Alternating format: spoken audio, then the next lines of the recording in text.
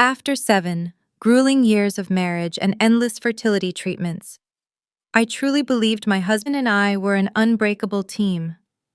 That was until I found a birth certificate hidden in his safe, listing him as the father and my own younger sister as the mother. I did not scream or throw things. I quietly signed the divorce papers and walked away.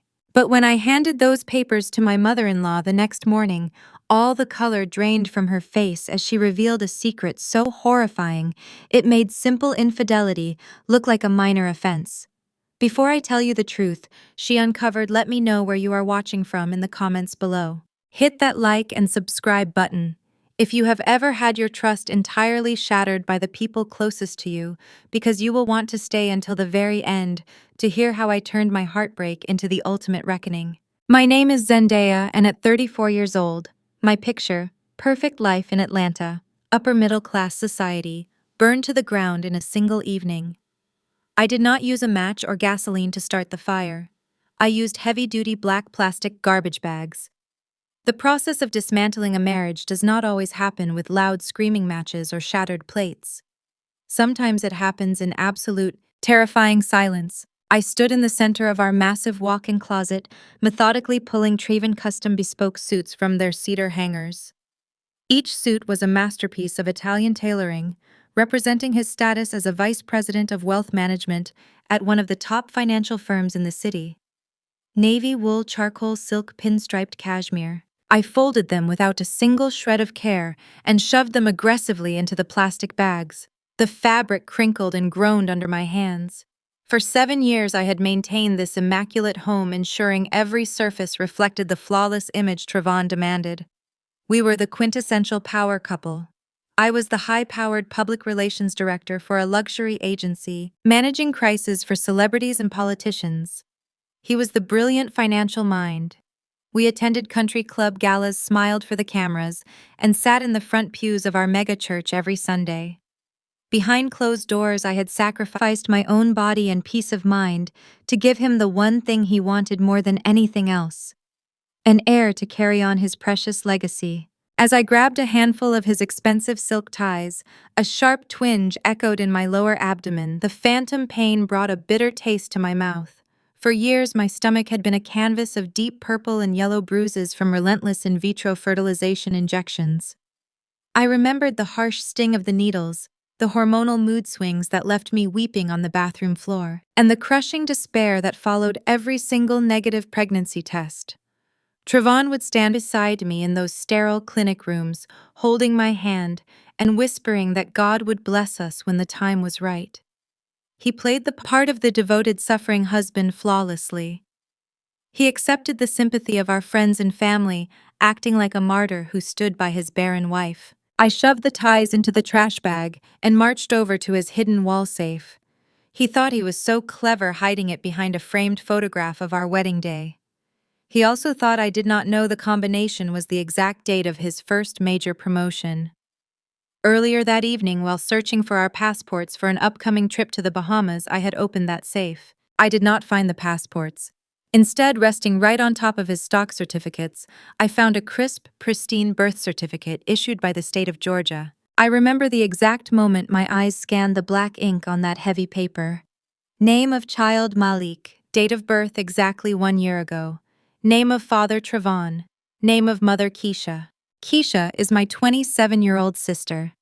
She is a high-end lifestyle influencer who spends her days posting perfectly curated photos of designer handbags and luxury vacations she can barely afford. She is the golden child of our family, the one our mother Rochelle constantly praises and protects. Keisha has spent her entire life trying to steal my shine, competing with me for attention, and secretly resenting my success. 9 months before Malik was born, Keisha had mysteriously announced she was moving to Miami for a massive brand deal. She stayed there for the duration of her supposed contract, entirely avoiding video calls. When she returned to Atlanta with a newborn baby, she spun a tearful story to our church community about a brief fling with a wealthy man who abandoned her. She played the brave single mother. My husband played the supportive brother-in-law. And I played the foolish, infertile sister who bought baby clothes, hosted her lavish baby showers, and offered free babysitting so she could go out and film her ridiculous influencer content. The level of sociopathic behavior required to look me in the eye, accept my gifts for your child, and know that my husband is the father is beyond my comprehension. The sheer evil of their deception wrapped around my throat like a vice, but I refuse to let it choke me. I am a public relations expert. My entire career is built on managing disasters, controlling narratives, and neutralizing threats with cold, calculated precision. I did not fall to my knees. I did not scream into the void. I simply closed the safe, walked into the closet, and started packing his garbage. Suddenly, a sharp buzzing sound broke the heavy silence of the bedroom. Trevon had rushed out to a supposedly urgent dinner meeting with a client and accidentally left his personal cell phone charging on his nightstand. I walked over to the bed and stared down at the glowing screen. The message notification was clearly visible. It was from Keisha. The text read, "The venue for Malik's first birthday bash needs the final deposit by tomorrow morning. You promised me $10,000 for the catering and the floral wall. Do not make me remind you who holds all the cards here, Trevon. Transfer the money tonight." I read the words 3 times, letting the sheer audacity of her demand burn into my brain. She was not just asking for child support. She was extorting him to fund her extravagant influencer lifestyle, using the child they created together as a meal ticket. The timeline slammed into my consciousness with brutal clarity.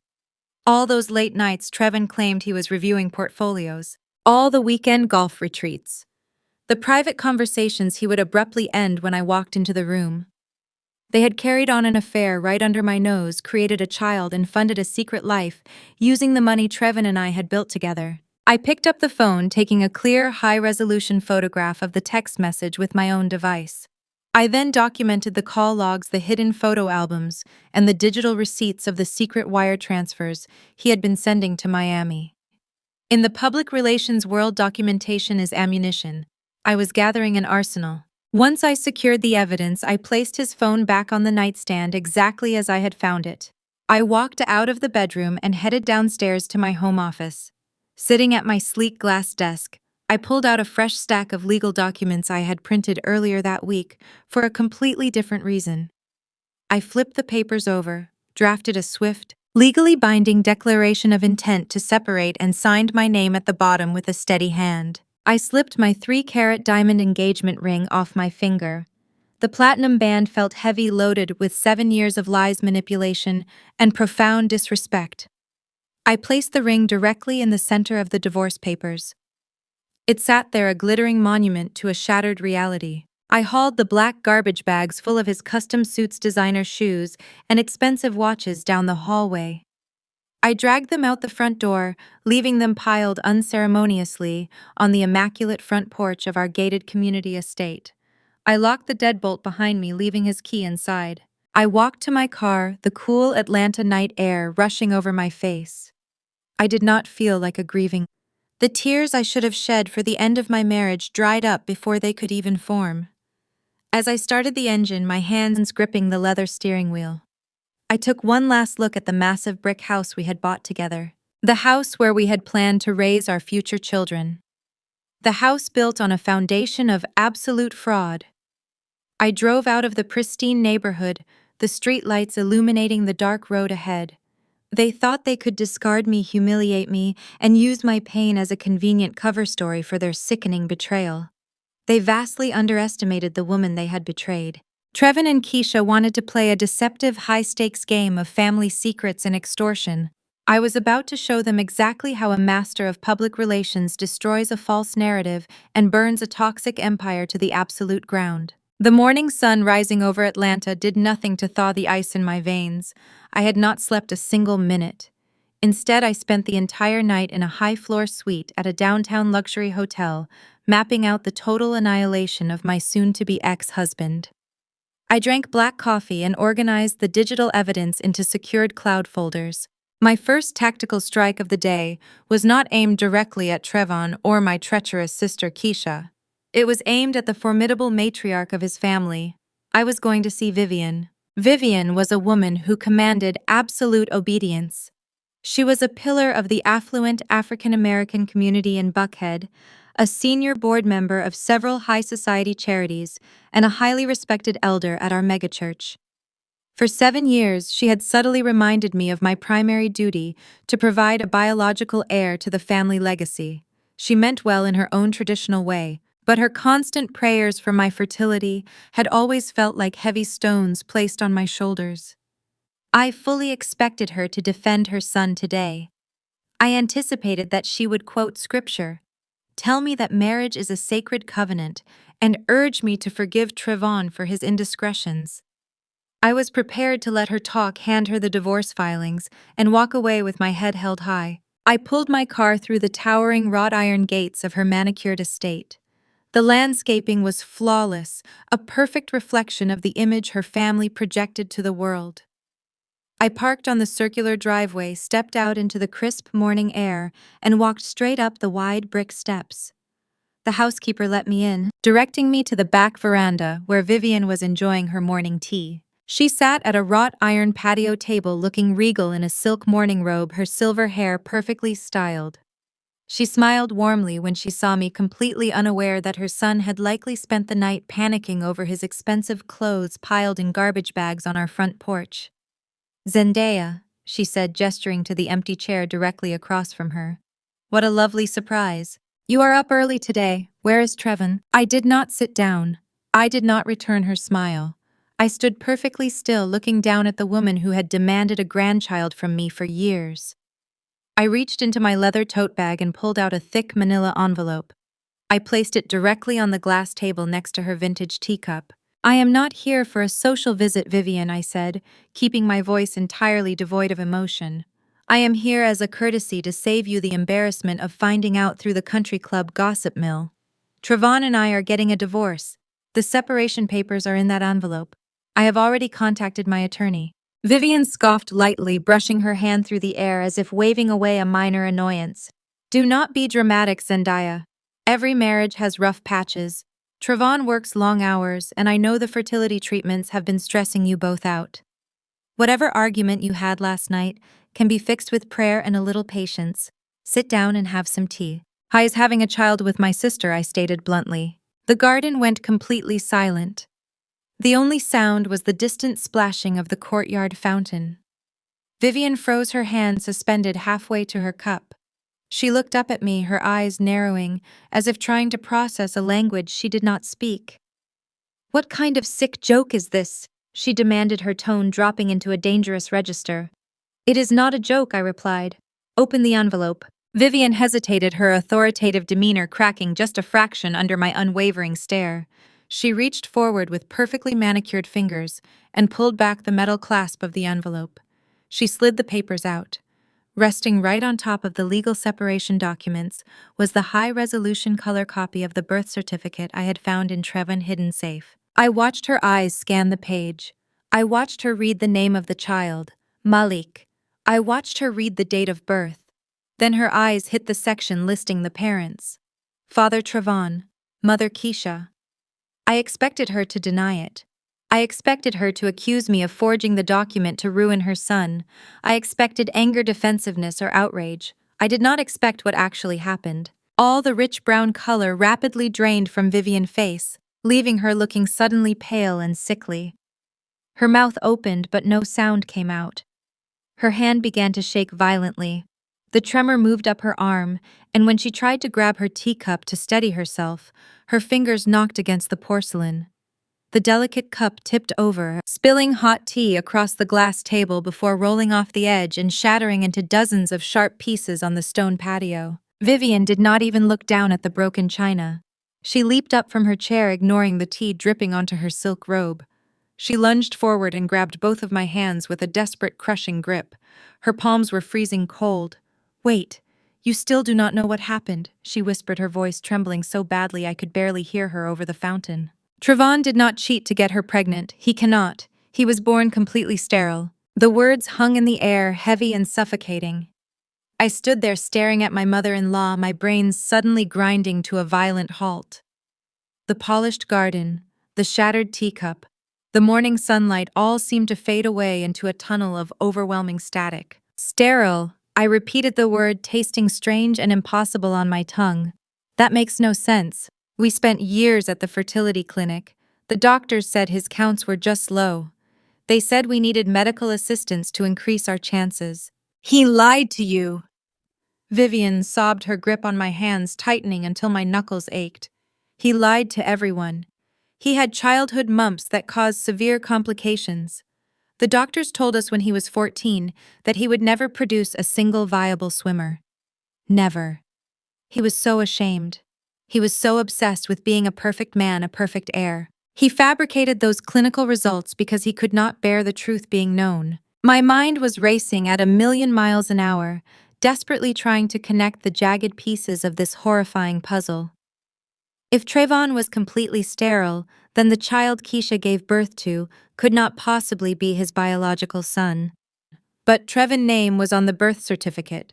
Keisha was extorting him for thousands of dollars. They were acting like parents. Why would my sister claim Trevon was the father of her child if it was medically impossible? Then the realization hit me like a runaway freight train crashing through a brick wall. During our final desperate attempt at the fertility clinic, after countless rounds of exhausting injections and failed procedures, the doctors had managed to harvest my eggs. Because Trevon claimed his counts were simply too low to work, we had mutually agreed to use carefully selected donor material to fertilize my eggs. It was a massive compromise, but we wanted a family so badly. We created exactly one perfect viable embryo. It was my genetic material paired with the donor. That embryo was safely frozen and stored at the clinic, waiting for my body to heal from a severe infection before we could proceed with the implantation. I looked at Vivian, my vision blurring as the true depth of the betrayal finally clicked into place. My sister had not slept with my husband. The reality was infinitely more sinister and sick. 9 months before Malik was born, Keisha had abruptly announced she was moving to Miami to secure a major brand partnership for her lifestyle influencer career. She had packed her bags and left Atlanta, completely isolating herself from the family for the better part of a year. When she finally returned, she brought a newborn boy with her, claiming she had gotten pregnant during a brief, passionate fling with an anonymous wealthy man who refused to take responsibility. She did not have a fling. She did not have an affair with Trevon. They went behind my back. They orchestrated a highly illegal medical transfer. They stole my last remaining viable embryo, the embryo created with my egg. Keisha acted as the surrogate, carrying the pregnancy to term in Miami to hide the procedure from me. She gave birth to the child, put her own name on the birth certificate as the mother, and put Trevon's name as the father to lock him into a permanent financial trap. They stole my baby. Malik was not a product of an affair. Malik was 100% my biological son. A blinding white-hot rage ripped through my entire body. It was a primal, devastating fury that completely erased the composed public relations director and awakened a mother whose child had been stolen. The sheer scale of the fraud was unimaginable. Trevon wanted an heir so badly he was willing to steal my genetics and fake a pregnancy with my sister. Keisha was so jealous of my life and so desperate for luxury that she was willing to carry my child just to secure a lifetime of extortion money from my wealthy husband. I ripped my hands out of Vivian's grasp. I snatched the manila envelope off the wet glass table. "Where are you going?" Vivian cried out, stumbling forward. "Zendaya, what are you going to do?" I did not look back. I marched down the brick steps, my heels striking the pavement with the force of a hammer. I was going to call my lawyer, Elijah. I was going to drive straight to that upscale fertility clinic, and I was going to rip their doors off the hinges. My sister did not just betray my marriage. She kidnapped my son, and I was going to destroy every single person involved in this sick, twisted conspiracy. I dialed Elijah on my car Bluetooth system the second I pulled out of Vivian Estate. Elijah is not just a lawyer. He is a corporate shark who thrives on total destruction. He handles high-asset divorces and corporate fraud with the kind of ruthless precision that makes grown men cry in deposition rooms. When he answered, I did not offer a greeting. I told him to meet me at the Genesis Fertility Institute in exactly 20 minutes, and to bring his most aggressive litigation attitude. The drive across Atlanta was a blur of adrenaline and cold calculation. My hands gripped the steering wheel so tightly my knuckles turned white. The pieces of the puzzle were locking together in my mind, forming a picture so grotesque I could barely comprehend it. By the time I pulled into the private parking garage of the upscale clinic, Elijah was already waiting by the entrance. I wore a sharp charcoal suit and held a leather briefcase. He took one look at my face and knew we were not there to negotiate. We were there to go to war. We walked through the sliding glass doors of the Genesis Fertility Institute. The lobby was designed to look like a luxury spa, all muted tones, soft lighting, and ambient music meant to soothe anxious couples. We did not stop at the front desk. We walked straight past the startled receptionists and headed directly for the private elevators reserved for executive staff. During the tense elevator ride up to the director's suite, the reality of my sister and her deception crashed over me all over again. I stared at the metal doors, my mind flashing back to exactly 1 year ago. Keisha had abruptly announced she was moving to Miami. She claimed she had secured a massive exclusive brand partnership with a major lifestyle company. She packed up her expensive bags and left Atlanta. For 9 solid months, she completely isolated herself. She dodged my phone calls. She always had an excuse for why she could not video chat, claiming bad internet connections or exhausting production schedules. Then she returned to Atlanta, holding a newborn baby boy. She stood in front of our entire church congregation with tears streaming down her perfectly contoured face. She spun a fabricated tragic story about a brief, passionate fling with an anonymous wealthy businessman in Miami who had abandoned her when she got pregnant. The entire community rallied around her. They praised her bravery. They called her a strong single mother. And right there in the front row, my husband Trayvon played his part to absolute perfection. He offered to help her financially. He held the baby with tears in his eyes. He played the noble, supportive brother-in-law while I stood beside him holding back my own tears of inadequacy. I had actually felt sorry for her. I had hosted her lavish baby showers. I had bought expensive clothes for Malik. I had offered to babysit so she could go out and film her vanity projects. I had been loving and nurturing a child I believed was my nephew, while my sister and my husband laughed behind my back, knowing they had stolen my biological son. The elevator chimed, breaking me out of my memories. The doors slid open to the executive floor. Elijah and I marched down the carpeted hallway. We did not bother knocking when we reached the corner office. Elijah simply pushed open the heavy oak doors. Dr. Sterling, the clinic director and lead fertility specialist, jumped in his leather chair. He was a distinguished-looking man who catered to the Atlanta elite, charging exorbitant fees for absolute discretion. "Excuse me," Dr. Sterling sputtered, his face turning red with indignation. "You cannot just barge into my office. We are in the middle of seeing patients." Elijah stepped forward and dropped his heavy leather briefcase onto the mahogany desk with a loud thud. "My client is Zendaya Elijah," said his voice completely devoid of warmth. "And we are not here for a medical consultation. We are here to seize her stolen medical files before I make a phone call that ends your entire career." Dr. Sterling swallowed hard, his eyes darting between me and Elijah. He tried to quickly recover his authoritative demeanor. "Zendaya, it is wonderful to see you, but you know the protocols. I cannot release any medical records or discuss any procedures without a formal request. Furthermore, privacy laws strictly prohibit me from discussing anything related to other patients, including your husband or your sister." Elijah leaned over the desk, placing both hands flat on the polished wood. "Do not ever quote privacy regulations to me when you are actively harboring a conspiracy to commit medical fraud," Elijah said quietly. "You are going to open your secure server right now. You are going to hand over the complete chain of custody file for Zendaya frozen embryo, the specific embryo containing her harvested egg and donor material." Dr. Sterling began to sweat. Small beads formed on his forehead. "I have no idea what you are implying," he stammered. "The embryo storage facility is completely secure. We follow every legal guideline." Elijah smiled. It was a terrifying, predatory smile. "Let me be perfectly clear, doctor. We know Trayvon is sterile. We know he has been sterile since childhood. We also know that you allowed a highly illegal medical transfer to take place in this very building.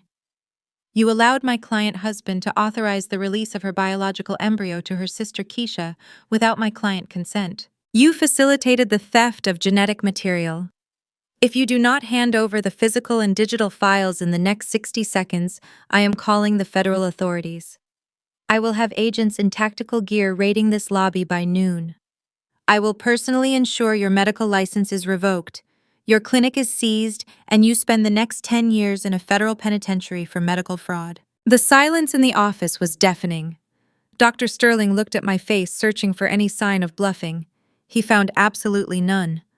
I stared at him with a cold, burning intensity. He was a coward who had sold his medical ethics for a fat check from my husband. He slowly stood up from his chair, his hands visibly shaking. He walked over to a secure, biometric filing cabinet in the corner of his office. He pressed his thumb to the scanner, and the heavy metal drawer unlocked with a click. He pulled out a thick red folder and brought it back to the desk. He slid it toward me, refusing to meet my eyes. I reached out and opened the cover. The first few pages were standard storage agreements from years ago detailing the freezing process of my only viable embryo. I flipped past them, my heart pounding against my ribs. Then I found it. The transfer authorization form. The document officially requested the immediate release of my frozen embryo to a designated surrogate. The surrogate listed was Keisha. I stared at the signature line at the bottom of the page. Trevon's signature was there, bold and arrogant. Next to his was my name. The signature looked incredibly close to my own handwriting. It was a masterful forgery, mimicking the exact loops and curves I used to sign corporate documents. Keisha had clearly spent hours practicing it to get it past the clinic administrators. But the forged signature was not the thing that made the air leave my lungs. Legal medical transfers require an official witness. They require a registered notary public to verify the identities of the people signing the document and to stamp the paperwork with a state seal. I moved my eyes to the bottom right corner of the page. There was a raised, embossed seal from the state of Georgia. Next to the seal was a signature written in blue ink. I recognized that handwriting instantly. I had seen that handwriting on every birthday card, every holiday gift, and every permission slip of my childhood. I had seen that handwriting just last week on a grocery list left on a kitchen counter. The room started to spin. My chest tightened so violently I thought my ribs might snap. I placed my finger on the blue ink, tracing the letters of the signature. It was not a stranger who had notarized this fraudulent document. It was not some corrupt clinic employee who had looked the other way. The witness who signed off on the theft of my biological child was Rochelle, my own mother. My mother had sat in a room with my husband and my sister. She had watched them forge my name on a medical document. She had taken out her official notary stamp, pressed it onto the paper, and legally validated the kidnapping of my only child. She knew Trevon was sterile. She knew Keisha was faking a random pregnancy. She knew I was weeping in church over my failed fertility treatments while she was helping them steal the very thing I prayed for. I closed the red folder. The sound of the cardboard snapping shut echoed like a gunshot in the quiet office. Elijah looked at my face and immediately knew something catastrophic had just registered in my mind. He picked up the folder and tucked it safely into his leather briefcase. Zendaya, Elijah asked quietly. "What is it?" I stood up from the desk. I smoothed down the front of my silk blouse, channeling every single ounce of public relations training I had ever received. I locked away the tears. I locked away the heartbreak. I turned my heart into absolute solid stone. "We have everything we need here," I told Elijah, my voice echoing with dangerous calm. I turned to Dr. Sterling, who was cowering behind his desk. "You will be hearing from the authorities very soon, doctor. I suggest you hire a very good defense attorney." I walked out of the office, down the hallway, and back into the elevator. As the doors closed, sealing Elijah and me inside, I looked straight ahead at the metal reflection. The betrayal had reached the deepest roots of my bloodline. My husband funded it. My sister carried it. But my mother blessed it. "Where are we going now?" Elijah asked, sensing the dangerous shift in my demeanor. "I am going to crash a luncheon," I replied. "My mother has some explaining to do." The drive from the Genesis Fertility Institute to the Peachtree Heights Country Club took exactly 22 minutes. Elijah drove his sleek black sedan with the terrifying calm of a man who dealt in ruined lives every single day. I sat in the passenger seat, staring out the window at the sprawling Atlanta mansions blurring past. The silence inside the car was heavy, thick with the magnitude of what had just been uncovered. My own mother. The woman who gave me who braided my hair, who sat in the front row of our church every Sunday, wearing her designer hats and shouting hallelujah. She had sold my unborn child to her favorite daughter and my sterile husband. My mind violently catalogued every interaction I had with Rochelle over the past 2 years.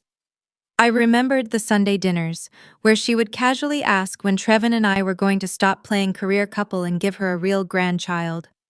I remembered how she rushed to Miami the moment Keisha announced her miraculous pregnancy. I remembered how Rochelle cried tears of joy at the baby dedication ceremony, holding Malik up to the congregation, praising God for the blessing. She held my biological son, knowing exactly how he was conceived, knowing I had been gutted by my failed fertility treatments, and she smiled right in my face. The absolute depravity of it threatened to suffocate me, but I forced the air into my lungs. I was not going to suffocate. I was going to set everything on fire. We pulled through the massive wrought iron gates of the country club. The valet rushed forward to open my door, but I was already out of the vehicle before he could reach the handle. Elijah stepped out beside me, adjusting his suit jacket, his eyes scanning the perimeter like a Secret Service agent. He did not ask if I was sure about this. He knew I was operating on pure, unfiltered adrenaline and righteous vengeance. The lobby of the country club was a monument to old money and carefully curated exclusivity. Crystal chandeliers hung from vaulted ceilings, and the air smelled of expensive floral arrangements and entitlement. I marched past the front desk, ignoring the hostess who called out my name in surprise. I knew exactly where my mother would be. Every Thursday at 1 o'clock, Rochelle held court in the sunroom overlooking the 18th hole with her elite circle of society friends. They were the women who controlled the charity boards, the church committees, and the local gossip mill. To Rochelle, image was not just important, it was her entire religion. I pushed through the heavy French doors leading into the sunroom. The clinking of silverware against fine china and the low hum of sophisticated chatter filled the bright space. I spotted her immediately. Rochelle was sitting at a prime corner table, draped in a lavender silk blouse, sipping a mimosa, and laughing with 3 other prominent women. She looked radiant, completely unbothered, enjoying a life funded by the betrayal of her eldest daughter. I did not storm across the room. I glided. My heels clicked against the polished hardwood floor with a steady, lethal rhythm. As I approached her table, the conversation around Rochelle began to falter. Her friends noticed me first, their smiles freezing as they took in my icy expression and the imposing presence of Elijah standing 2 steps behind me. Rochelle finally turned her head. Her face lit up with a practiced, performative smile. "Zendaya, sweetheart, what a lovely surprise. We were just talking about your latest public relations campaign. Pull up a chair, darling." I did not pull up a chair. I stopped right next to her, towering over her seated figure. I did not raise my voice, but I spoke with a terrifying clarity that carried across the surrounding tables. "Get up," I commanded. Rochelle's smile faltered. She let out a nervous, high-pitched laugh, looking at her friends to gauge their reaction. "Zendaya, please. We are in the middle of a luncheon. Whatever this is, we can talk about it later at home." I leaned down, placing both hands flat on her crisp white tablecloth, bringing my face inches from hers. I said, "Get up, Rochelle, or I will drag you out of this chair by your lavender silk collar and scream your disgusting secrets to every single person in this dining room. The choice is entirely yours." The blood drained from her face. She recognized the look in my eyes. It was the same look I used when obliterating rival agencies or crushing negative press for my clients. She knew I was not making an idle threat. Trembling, she placed her linen napkin on the table, mumbled a frantic apology to her stunned friends, and grabbed her designer handbag. She tried to walk ahead of me toward the exit, attempting to salvage her dignity, but I reached out and clamped my hand around her upper arm. My grip was like a vice. I practically dragged her through the sunroom, past the gawking diners, and out into the suffocating heat of the country club parking lot. Elijah followed silently, acting as a barricade against anyone who might try to intervene. Once we reached the far end of the parking lot, away from the valet stand, I released her arm with a forceful shove. she stumbled back against the side of a luxury SUV, rubbing her arm and panting. "Have you lost your mind?" Rochelle shrieked, her carefully constructed country club persona dissolving into raw panic. "How dare you come into my sanctuary and humiliate me in front of my friends? You have disgraced this family." I stood my ground, my posture rigid. "I went to the Genesis Fertility Institute this morning," I said, watching her eyes widen in sheer terror. "I saw the transfer authorization form releasing my frozen embryo to Keisha. I saw Trevon forged signature. I saw my forged signature. And then I saw the official notary stamp and the witness signature validating the entire criminal transaction." Rochelle pressed her back against the vehicle. Her breathing became shallow and erratic. She looked around the empty parking lot as if searching for an escape route, but there was none. "You sat in a room with my husband and my sister," I continued, my voice dropping to a dangerous whisper. "You watched them steal my biological child. You put your official seal on a kidnapped embryo. Explain it to me, Rochelle. Look me in the eye and explain how a mother sells her own daughter." I expected her to collapse into tears. I expected a frantic, desperate apology. I expected her to beg for forgiveness and claim she was tricked or confused. I severely underestimated the depths of her narcissism. Rochelle straightened her posture, lifting her chin with a defiant glare. She smoothed out her silk blouse and scoffed. "You want an explanation? Fine." She snapped, her tone dripping with venom. "You were too obsessed with your public relations career. You were working 80-hour weeks, flying all over the country, caring more about your clients than your own husband. Trevon is a traditional man. He wanted an heir to secure his family trust fund, and you were failing to give him one." Keisha stepped up. "She gave him what you could not." My chest heaved. I could not believe the words coming out of her mouth. "You helped them steal my egg. That child is my biological son." "And who is going to raise him?" Rochelle spat back. You hardly have time to cook a proper dinner, let alone raise a child." "Keisha is youthful. She is vibrant, and she has the flexibility to be a present mother. She did this to save your marriage, Zendaya. Trevon was going to leave you if he did not get a child. We kept it a secret to protect your fragile feelings." I laughed. It was a dark, hollow sound that echoed across the asphalt. "To protect my feelings? You expect me to believe you committed a federal medical crime to protect my feelings?" Rochelle crossed her arms. Her eyes darted away from mine, fixing on the pavement. "I only signed the paperwork because Trevon promised to pay off my mortgage," she muttered, the ugly truth finally spilling out. "The bank was threatening foreclosure on the house. Keisha promised to share the monthly allowance Trevon was giving her. You have plenty of money, Zendaya. You never help me out the way you should. Your sister actually looks out for her mother. I did what I had to do to survive." There it was. The absolute bottom of the barrel. My mother had sold my unborn child to pay off her real estate debt. She had traded my flesh and blood for a clear title on a house she could not afford.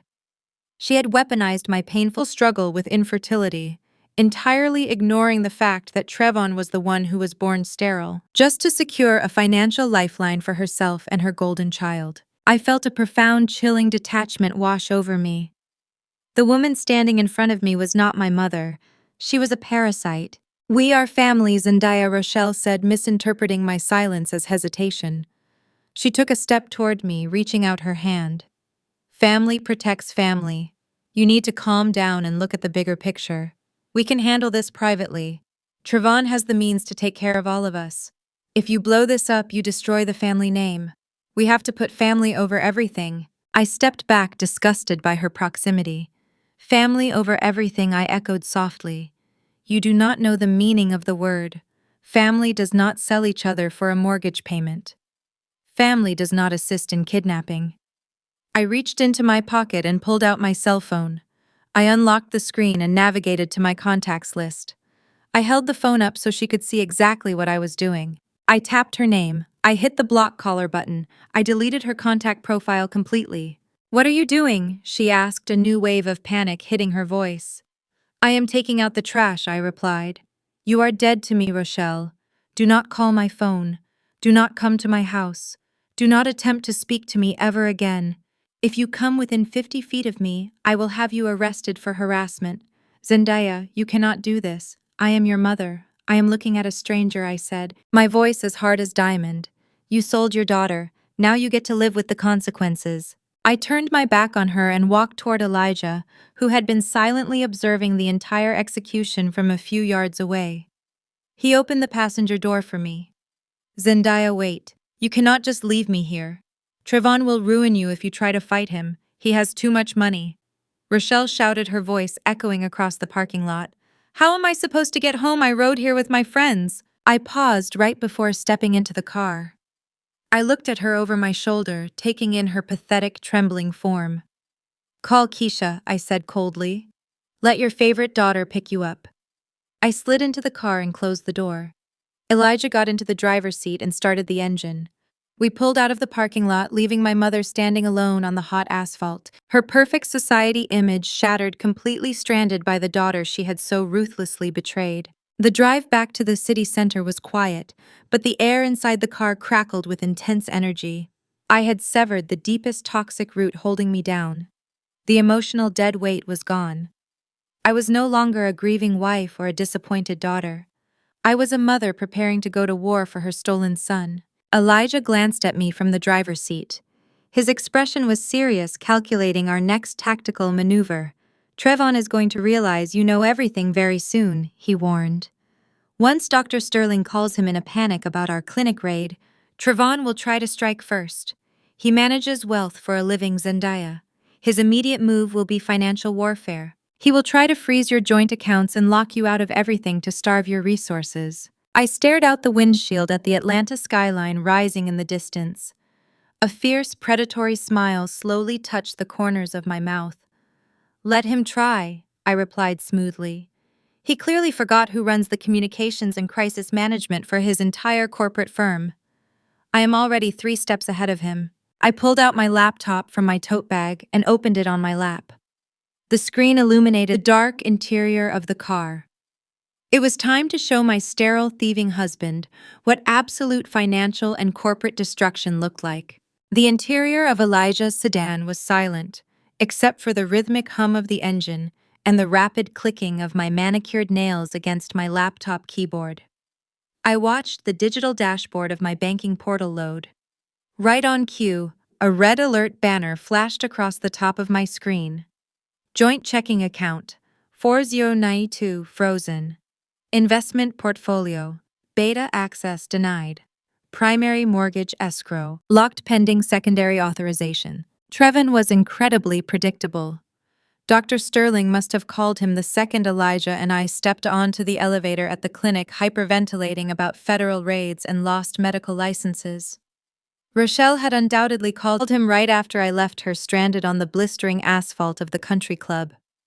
Trevon had realized his entire house of cards was collapsing.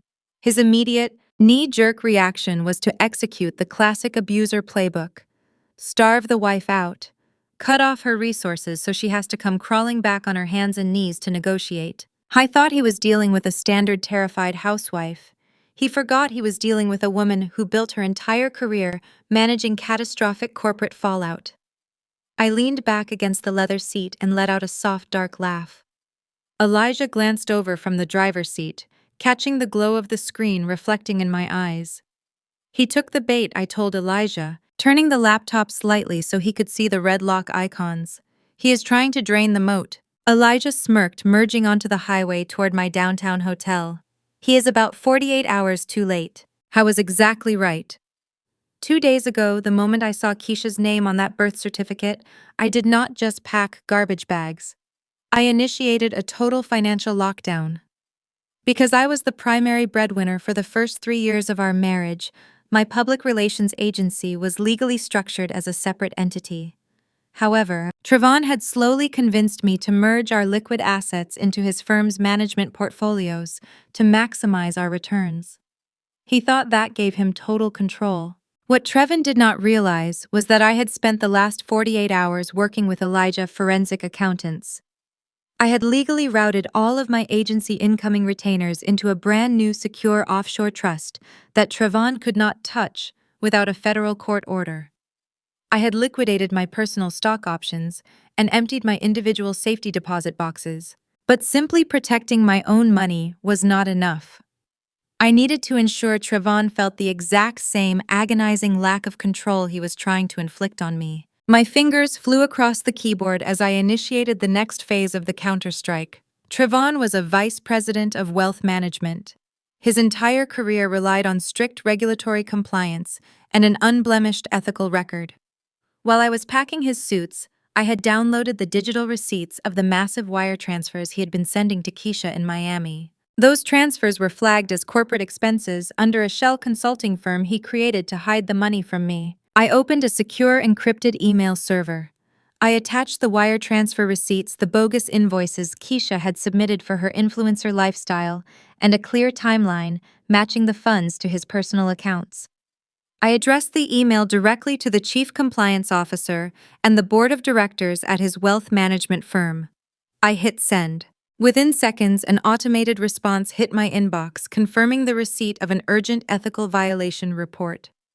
Trevon was currently sitting in his corner office frantically locking my credit cards, completely unaware that his own compliance department was about to freeze his corporate access, seize his hard drives, and march him out of the building pending a federal fraud investigation. We pulled up to the discreet side entrance of the luxury hotel, where I had booked a penthouse suite under a corporate alias. Elijah parked the car and turned to me, his expression turning strictly professional. "I am heading to the courthouse to file the emergency injunctions for the DNA testing and the civil suit against the clinic," Elijah said, resting his hand on the steering wheel. "Trevon is going to be incredibly dangerous right now. He is losing his money, his child, his marriage, and his reputation all at once. Men like him do not go down quietly. Do not tell anyone what room you are in. Do not open the door for anyone." I nodded, grabbing my tote bag. "I will be perfectly fine, Elijah. I have a lot of work to do." I rode the private elevator up to the top floor. The suite was expansive, featuring floor-to-ceiling windows overlooking the sprawling Atlanta skyline. It was a fortress of solitude, a stark contrast to the massive empty house I had shared with a man who stole my genetics. I kicked off my heels, ordered room service, and set up a command center at the dining table. For the next several hours, I meticulously drafted the press releases I would eventually need when this scandal inevitably leaked to the Atlanta Society blogs. I was controlling the narrative from every conceivable angle. Around 8 o'clock that evening, the heavy silence of my suite was violently shattered. A loud, aggressive pounding echoed from the solid oak door. The heavy thuds vibrated through the floorboards. "Zendaya, open this door right now." Oh, it was Trevon. His voice was thick with rage and desperation. He must have tracked my phone signal or bribed a valet before I turned off my location sharing. The pounding intensified, accompanied by the rattling of the heavy brass doorknob. "I know you are in there. Open the door. You have lost your mind. Going to my firm like that." They suspended me. Zendaya. They froze my assets. I walked slowly across the plush carpet, making absolutely no sound. I stopped a few inches from the door and pressed my eye against the peephole. Trevon looked entirely unhinged. The perfectly groomed, arrogant wealth manager was gone. His expensive tie was loosened and hanging crooked. His eyes were wild, bloodshot, and wide with panic. Sweat gleamed on his forehead. He slammed his fist against the wood again, the dull thud echoing down the empty hotel hallway. "Zendaya, please." His voice suddenly shifted from violent rage to a pathetic, trembling whine. "Please, baby, open the door. We can fix this. You do not understand what happened. Keisha manipulated me. She tricked me into it. We can work this out. I love you. You are my wife. We are a family." I stared at his distorted face through the glass lens. He was oscillating wildly between the abuser who wanted to punish me and the coward who wanted me to save him. He actually thought he could charm his way out of medical kidnapping. He actually thought I would open the door, cry into his arms, and let him explain away the ultimate betrayal. I did not say a single word. I did not make a sound to indicate I was standing right on the other side of the wood. I pulled my cell phone from my pocket and switched it to video mode. I held the camera lens directly against the peephole, capturing his erratic behavior in high definition. "Open the door, you ungrateful witch." Trevon screamed, his temper flaring again as the silence stretched on. "You think you can destroy my career? You think you can take my son away from me? I will ruin you. I will make sure you never work in the city again. I kept the camera rolling, capturing every furious threat. With my free hand, I picked up the hotel landline from the entryway console. I pressed the button for security. Yes, this is the guest in the penthouse suite, I said, my voice barely a whisper, completely devoid of panic. There is an aggressive, unstable man screaming threats and attempting to break down my door. I need security and local law enforcement dispatched to my floor immediately. He is a danger to himself and others. Security assured me they were already on their way up, having received noise complaints from the floor below. I hung up the phone and returned my attention to the peephole, continuing to record. Trevon was now leaning his forehead against the door, breathing heavily, muttering frantic curses. He was completely trapped in his own unraveling reality. Less than 2 minutes later, the elevator doors at the end of the hallway dinged open. Through the camera frame, I watched 3 burly hotel security guards and 2 uniformed Atlanta police officers march swiftly down the corridor. Trevon snapped his head toward them, his eyes widening in sheer terror. "Sir, step away from the door and put your hands where we can see them." One of the police officers commanded, his hand resting firmly on his utility belt. Trevon instantly raised his hands, his arrogant demeanor crumbling into absolute submission. "Wait, there is a misunderstanding. That is my wife in there. We are just having a marital dispute. I am an executive at a major financial firm." "You are disturbing the peace and threatening a hotel guest," the officer replied coldly, stepping forward to grab Trevon by the arm. "You need to come with us right now." Trevon tried to resist, trying to smooth down his ruined suit jacket. "I am not leaving without speaking to my wife, Zendaya, tell them." The officers did not hesitate. They swiftly spun Trevon around, pushing him against the hallway wall. The sharp metallic click of handcuffs echoing through the corridor was the most beautiful sound I had heard all week. They secured his wrists behind his back. "Zendaya!" Trevon screamed, his voice cracking, as the officers forcefully escorted him down the hallway. "Zendaya, you cannot do this." I lowered my phone, ending the recording. I hit the share button and sent the high-definition video file directly to Elijah's secure server. It was perfect, undeniable evidence of Trevon's erratic, threatening behavior. Exactly what we needed for the upcoming emergency custody and restraining order hearings. I walked away from the door, returning to my laptop at the dining table. My heart rate had not elevated a single beat. I took a sip of my cold room service coffee and smiled at the glowing screen. The financial counterstrike was complete. Trevon had tried to starve me out, but he had merely handed me the rope to hang him with. The empire he loved more than his own wife was burning to the ground, and I was holding the matches. Now it was time to deal with the golden child who thought she could steal my life. Keisha was next. The morning after Trevon's arrest, the sun poured through the floor-to-ceiling windows of my downtown public relations agency. My firm occupied the entire top floor of a high-rise in Midtown Atlanta. It was a space designed to project absolute power and unshakable confidence. Polished concrete floors, frosted glass walls, and a dedicated team of 30 ruthless professionals who handled the reputations of the city elite. I was sitting at my sleek glass desk, finalizing the legal timeline with Elijah over a secure server, when the heavy glass doors of my agency swung open with violent force. My assistant, a sharp young woman named Chloe, stood up quickly from her desk. But she was entirely too late to stop the hurricane that had just breached my professional perimeter. Keisha marched directly into the center of the bullpen. She was wearing a violently pink designer pantsuit that screamed for attention, clutching a limited edition Birkin bag like a weaponized shield.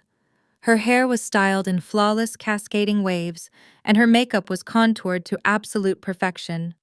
She looked exactly like the vapid lifestyle influencer she pretended to be on the internet. She did not look like a desperate woman whose fraudulent world was currently crumbling behind the scenes.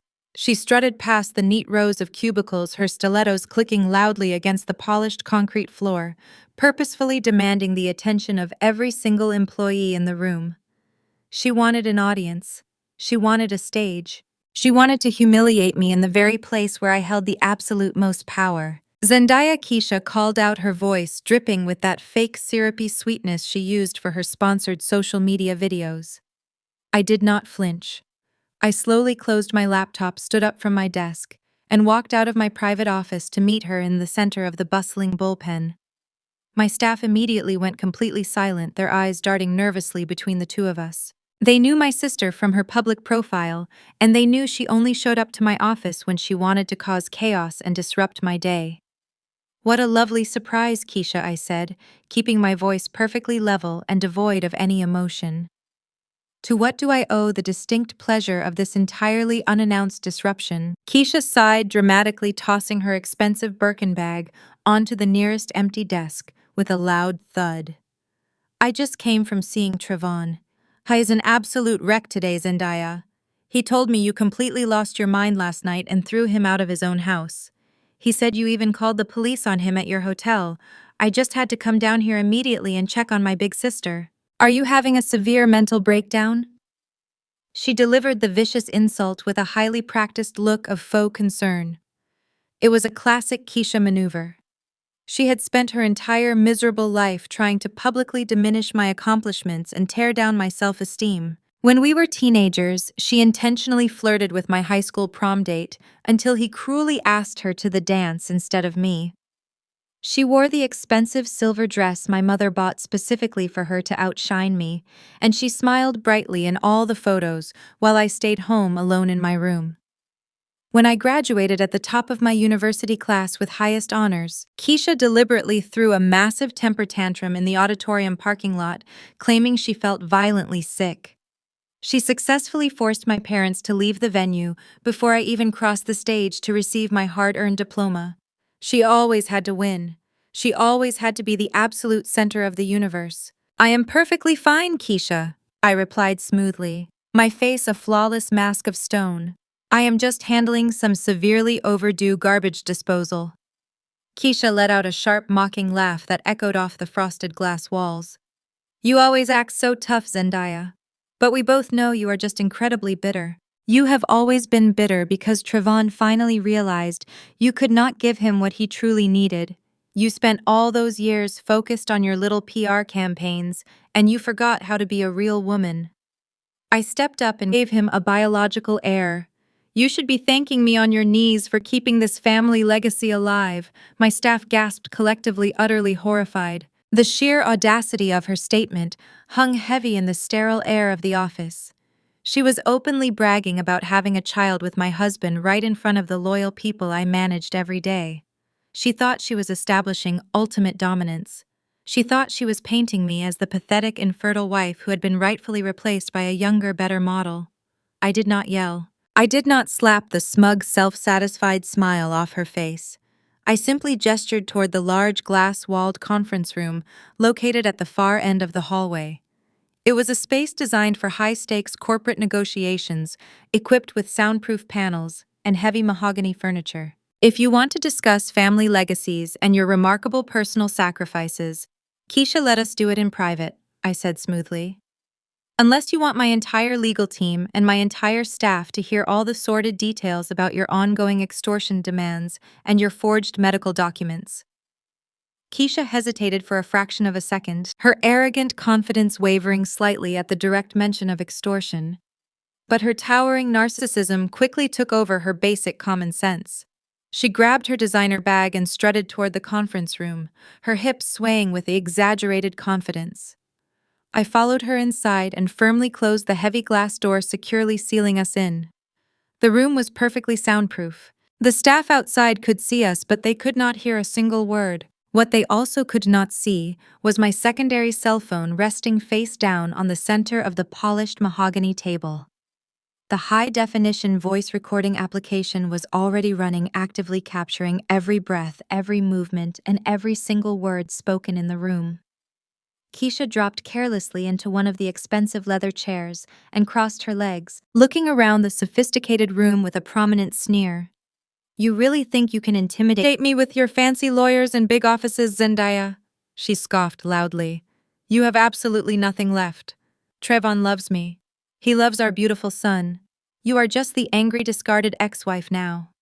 I pulled out a chair opposite her and sat down gracefully. I crossed my arms and leaned forward, meticulously studying her face.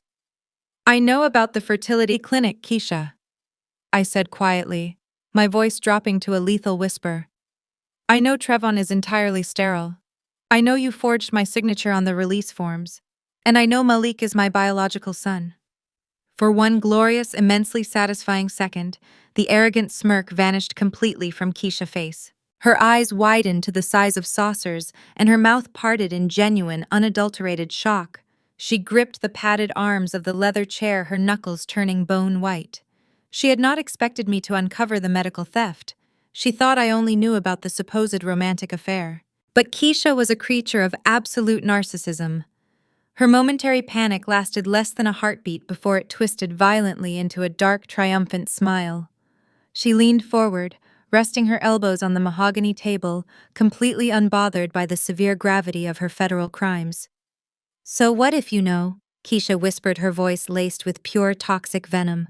"What are you going to do about it? Trevin has millions of dollars. He will bury you in court. He will drag this out until you are entirely bankrupt and begging for mercy. And Mom will back me up. She always backs me up. You are entirely alone in this, Zendaya." I stared at her, letting the heavy silence stretch. "You carried a child for 9 months, just to extort my husband," I stated, making sure my voice was crystal clear for the recording device lying between us. "You stole my embryo just to get a massive financial payout." Keisha threw her head back and let out a vicious, unapologetic laugh. "Oh, please, do not act so incredibly self-righteous. Trevon was desperate for a kid, and you were a broken, barren disappointment to him. I gave him a permanent solution. And yes, I absolutely expect to be heavily compensated for my precious time and my body." "You do not even love the child," I said, keeping my tone perfectly measured and calm. "Love," Keisha sneered, waving her hand dismissively in the air. "He is a baby. He cries, he ruins my sleep schedule, and he constantly gets in the way of my brand deals. I hire luxury nannies to deal with him most of the day. He is an accessory to me, Zendaya. He looks great on my social media feed, and he brings in amazing engagement metrics from my followers. The mommy blogger demographic is incredibly lucrative right now. Brands are sending me free luxury strollers and sponsoring my vacations just because I post a few pictures with him. But mostly, he is my permanent meal ticket. As long as his name is on that birth certificate next to Trevon, I never have to work a real day in my life. Trevon will pay for my massive house, my luxury cars, and my designer wardrobe forever. He is terrified of losing his precious image, and I hold the ultimate key to destroying it. I own him, and by extension I own you." I let her vile words settle into the soundproof room. She had just willingly admitted to carrying my biological child solely for financial extortion. She had gleefully confessed to viewing him as a prop and a permanent paycheck. It was the most vile, sickening statement I had ever heard in my entire life. But it was exactly what I needed to completely destroy her. I looked at her and allowed a slow, cold smile to spread across my face. I did not show her the raging inferno burning inside my chest. I let her think her cruel words had successfully defeated me. I let her believe she had backed me into a corner with her threats of Trevon wealth and my mother toxic favoritism. "You really think you have won, do you not?" I asked softly. Keisha stood up aggressively, smoothing down her pink suit. "I know I have won. You have your little PR firm, but I have the family. I have the heir. I have everything you ever wanted." She picked up her Birkin bag and looked down at me with absolute contempt. "By the way, Malik's first birthday party is this Saturday at the Atlanta Botanical Gardens. It is going to be the absolute social event of the year. Trevon managing partners from his wealth management firm will be there. All of my top-tier brand sponsors will be there. The elders from our church are coming. Mom has been helping me plan it for months, and we spared absolutely no expense. You should come, Zendaya. It would look so incredibly good for my personal brand if the barren, supportive older sister showed up to smile and celebrate my beautiful, perfect family." I looked up at her, my smile never wavering. A massive, highly publicized event, with all of their influential connections gathered in one place.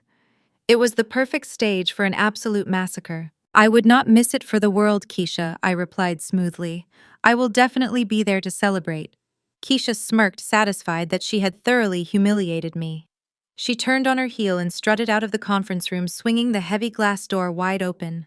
She marched back through the bullpen, tossing a fake, cheerful wave to my stunned staff before disappearing into the elevator lobby. I remained seated in the conference room. I reached out and picked up my cell phone from the mahogany table.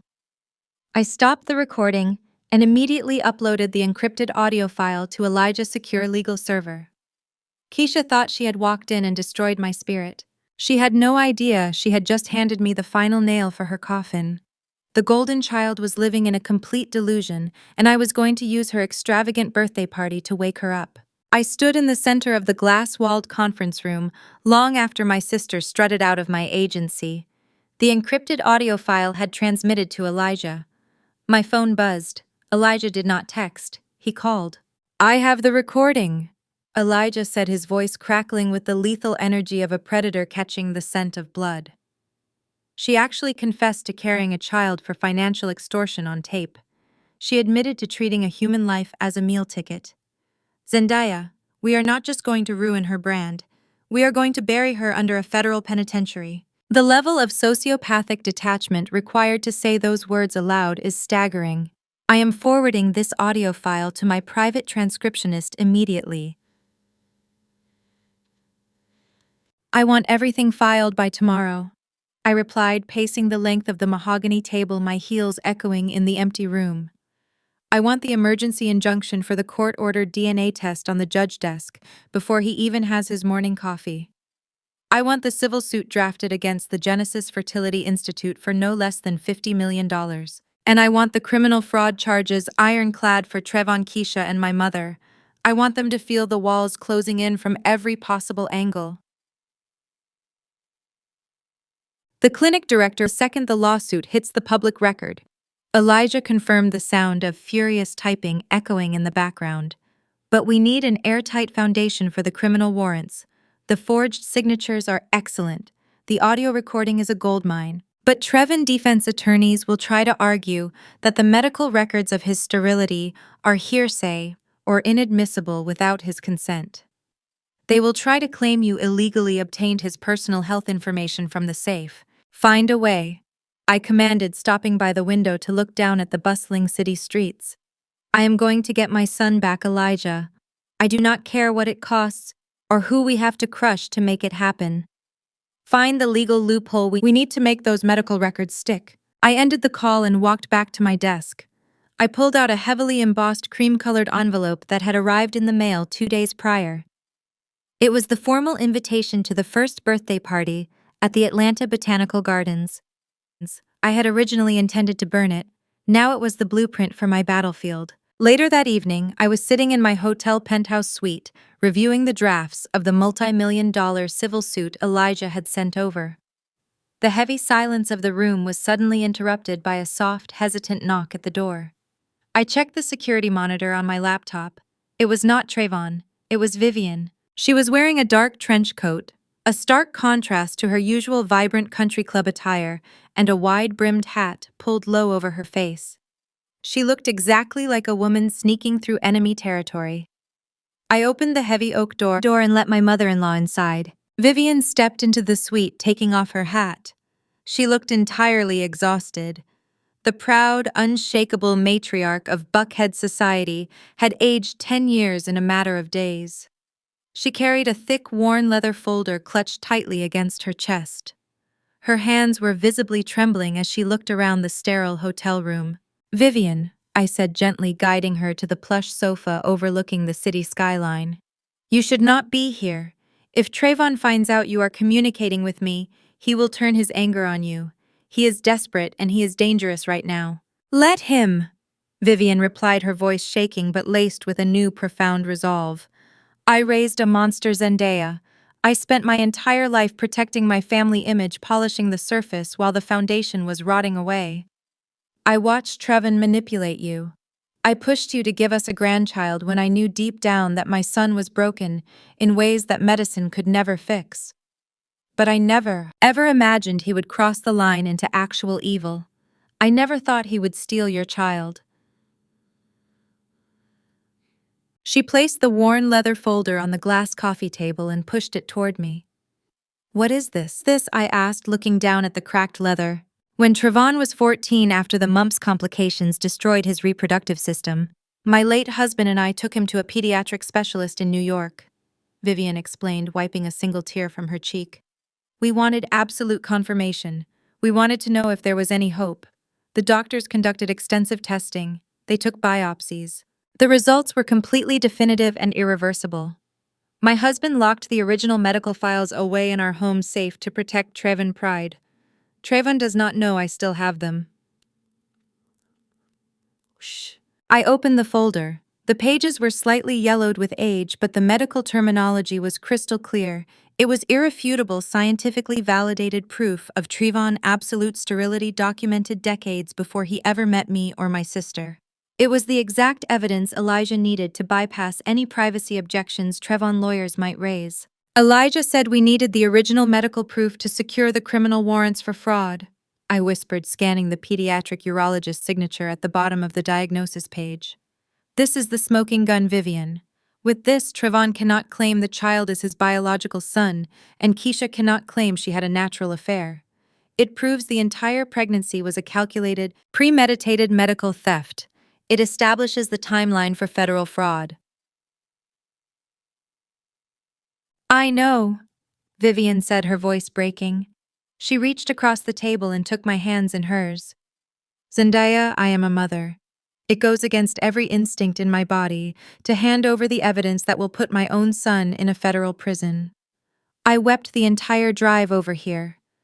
But you are a mother too, and your child was stolen from you by a man who only cares about his massive ego. I is not a father, he is a kidnapper. I looked into Vivian's eyes and saw the agonizing sacrifice she was making. She was choosing justice over blood. She was choosing her grandson, true mother, over her own toxic son. It was an act of profound courage that my own mother had been completely incapable of making. Will you testify? I asked softly, knowing the immense weight of the question. If this goes to trial, the defense will try to have these records thrown out. I need you on the stand, Vivian. I need you to look a judge in the eye and testify against Trevon under oath. Vivian took a deep, shuddering breath. She sat up straight, the formidable church elder returning to her posture. She wiped her eyes and set her jaw with fierce determination. I will take the stand, she declared firmly. I will swear on a Bible and I will tell the entire world exactly what my son did. You bring my grandson home, Zendaya. You bring him back where he belongs. I pulled Vivian into a fierce hug. It was the first moment of genuine comfort I had felt since this nightmare began. With her testimony and these original medical documents, the legal trap was perfectly primed. I had the audio confession. I had the medical proof. I had the forgery evidence. Now I just needed to execute the ambush. The next morning, I called Elijah and instructed him to send a secure courier to pick up the pediatric records. Within hours, he had submitted the emergency filings to the district attorney and the family court judge. Because the evidence of medical theft, extortion, and interstate wire fraud was so overwhelming, the warrants were fast-tracked through the system. The judge signed the emergency injunction for the DNA testing, immediately granting temporary protective custody protocols the second the test proved my maternity. I then turned my attention to the logistics of the ambush. I pulled the cream-colored invitation across my desk. The event was scheduled for Saturday afternoon at the Atlanta Botanical Gardens, specifically in the Grand Orchid Conservatory. Keisha had rented the entire space, ensuring maximum visibility for her lifestyle brand. She had invited prominent local politicians, wealthy investors from Trevon firm, and the highest-ranking members of our megachurch. She wanted a massive spectacle to secure her status in high society. I was going to give her an absolute massacre. I picked up my phone and called a private security firm that catered exclusively to high-profile executives and celebrities facing severe physical threats. I did not want regular bouncers or standard event staff. I wanted highly trained stoic professionals who could secure a perimeter, manage a crowd, and control a chaotic environment with absolute authority.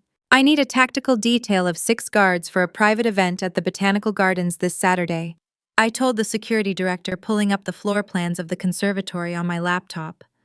I require discreet plainclothes operatives. Their primary objective will be to secure a 1-year-old child safely and prevent two specific individuals from fleeing the premises before local law enforcement arrives. "Consider it done, ma'am," the director replied smoothly. "We will advance the location tomorrow morning and establish the safest extraction routes to ensure the child is not caught in the crossfire of the arrests." With the physical security secured, I coordinated the final piece of the puzzle with Elijah. He had a remarkably strong working relationship with the local police precinct and the district attorney office. He leveraged those connections to ensure the warrants were served with maximum efficiency. "The warrants will be signed by Friday evening," Elijah confirmed over the phone, the satisfaction evident in his tone. "I have arranged for 2 unmarked police cruisers to be stationed at the rear entrance of the Botanical Gardens on Saturday at exactly 2 o'clock. They will wait for your signal before moving in to execute the arrests.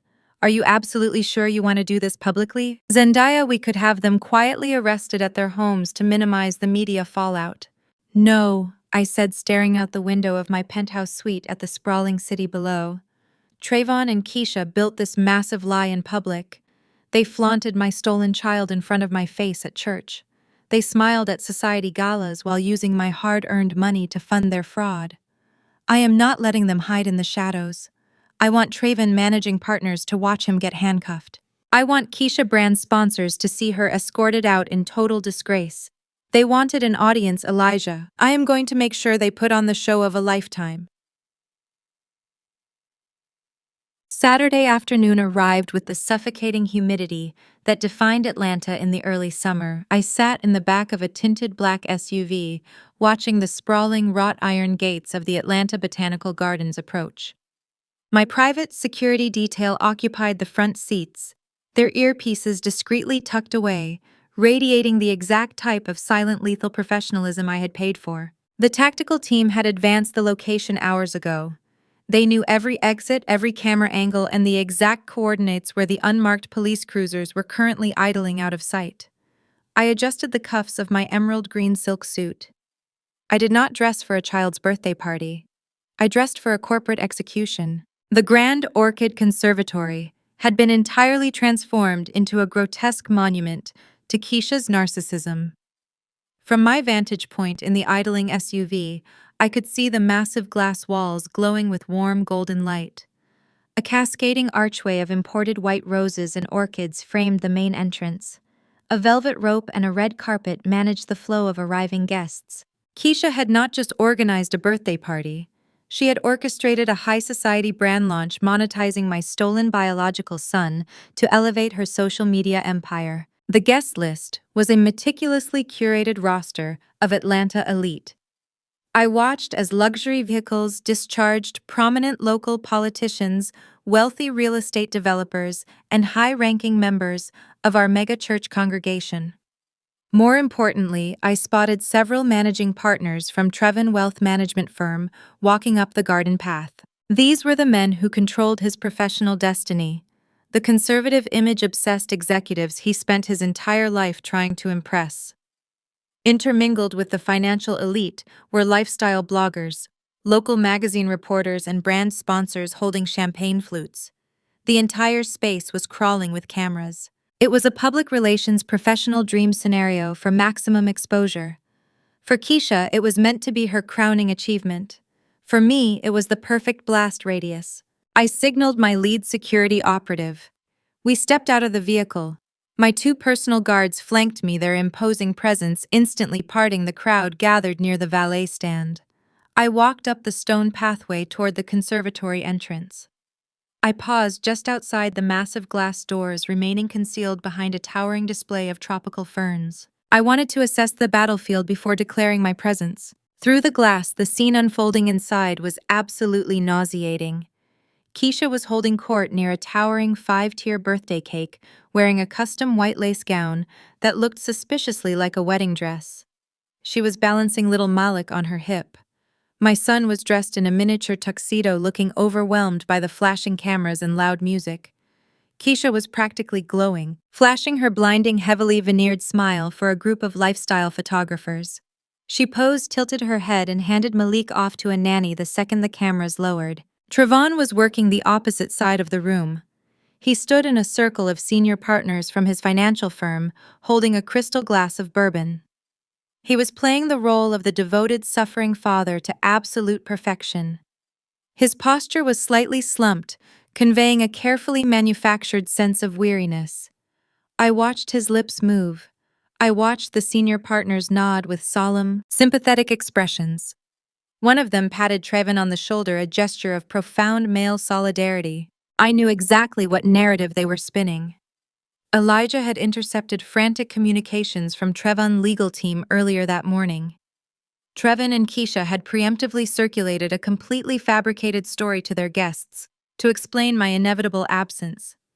They were telling everyone that the overwhelming grief of my infertility had finally broken my mind. They claimed I had suffered a severe, catastrophic mental breakdown.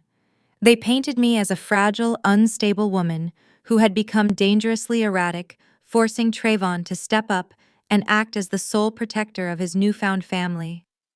They were using the stigma of mental illness and the very real pain of my barrenness to turn me into a villain, positioning themselves as the brave survivors of my supposed insanity. It was a brilliant public relations strategy, assuming the target of the smear campaign was actually broken.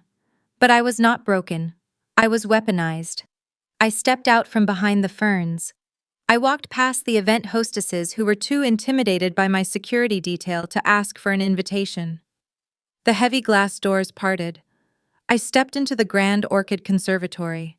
The air inside was thick with the scent of expensive perfume and exotic blooming flowers.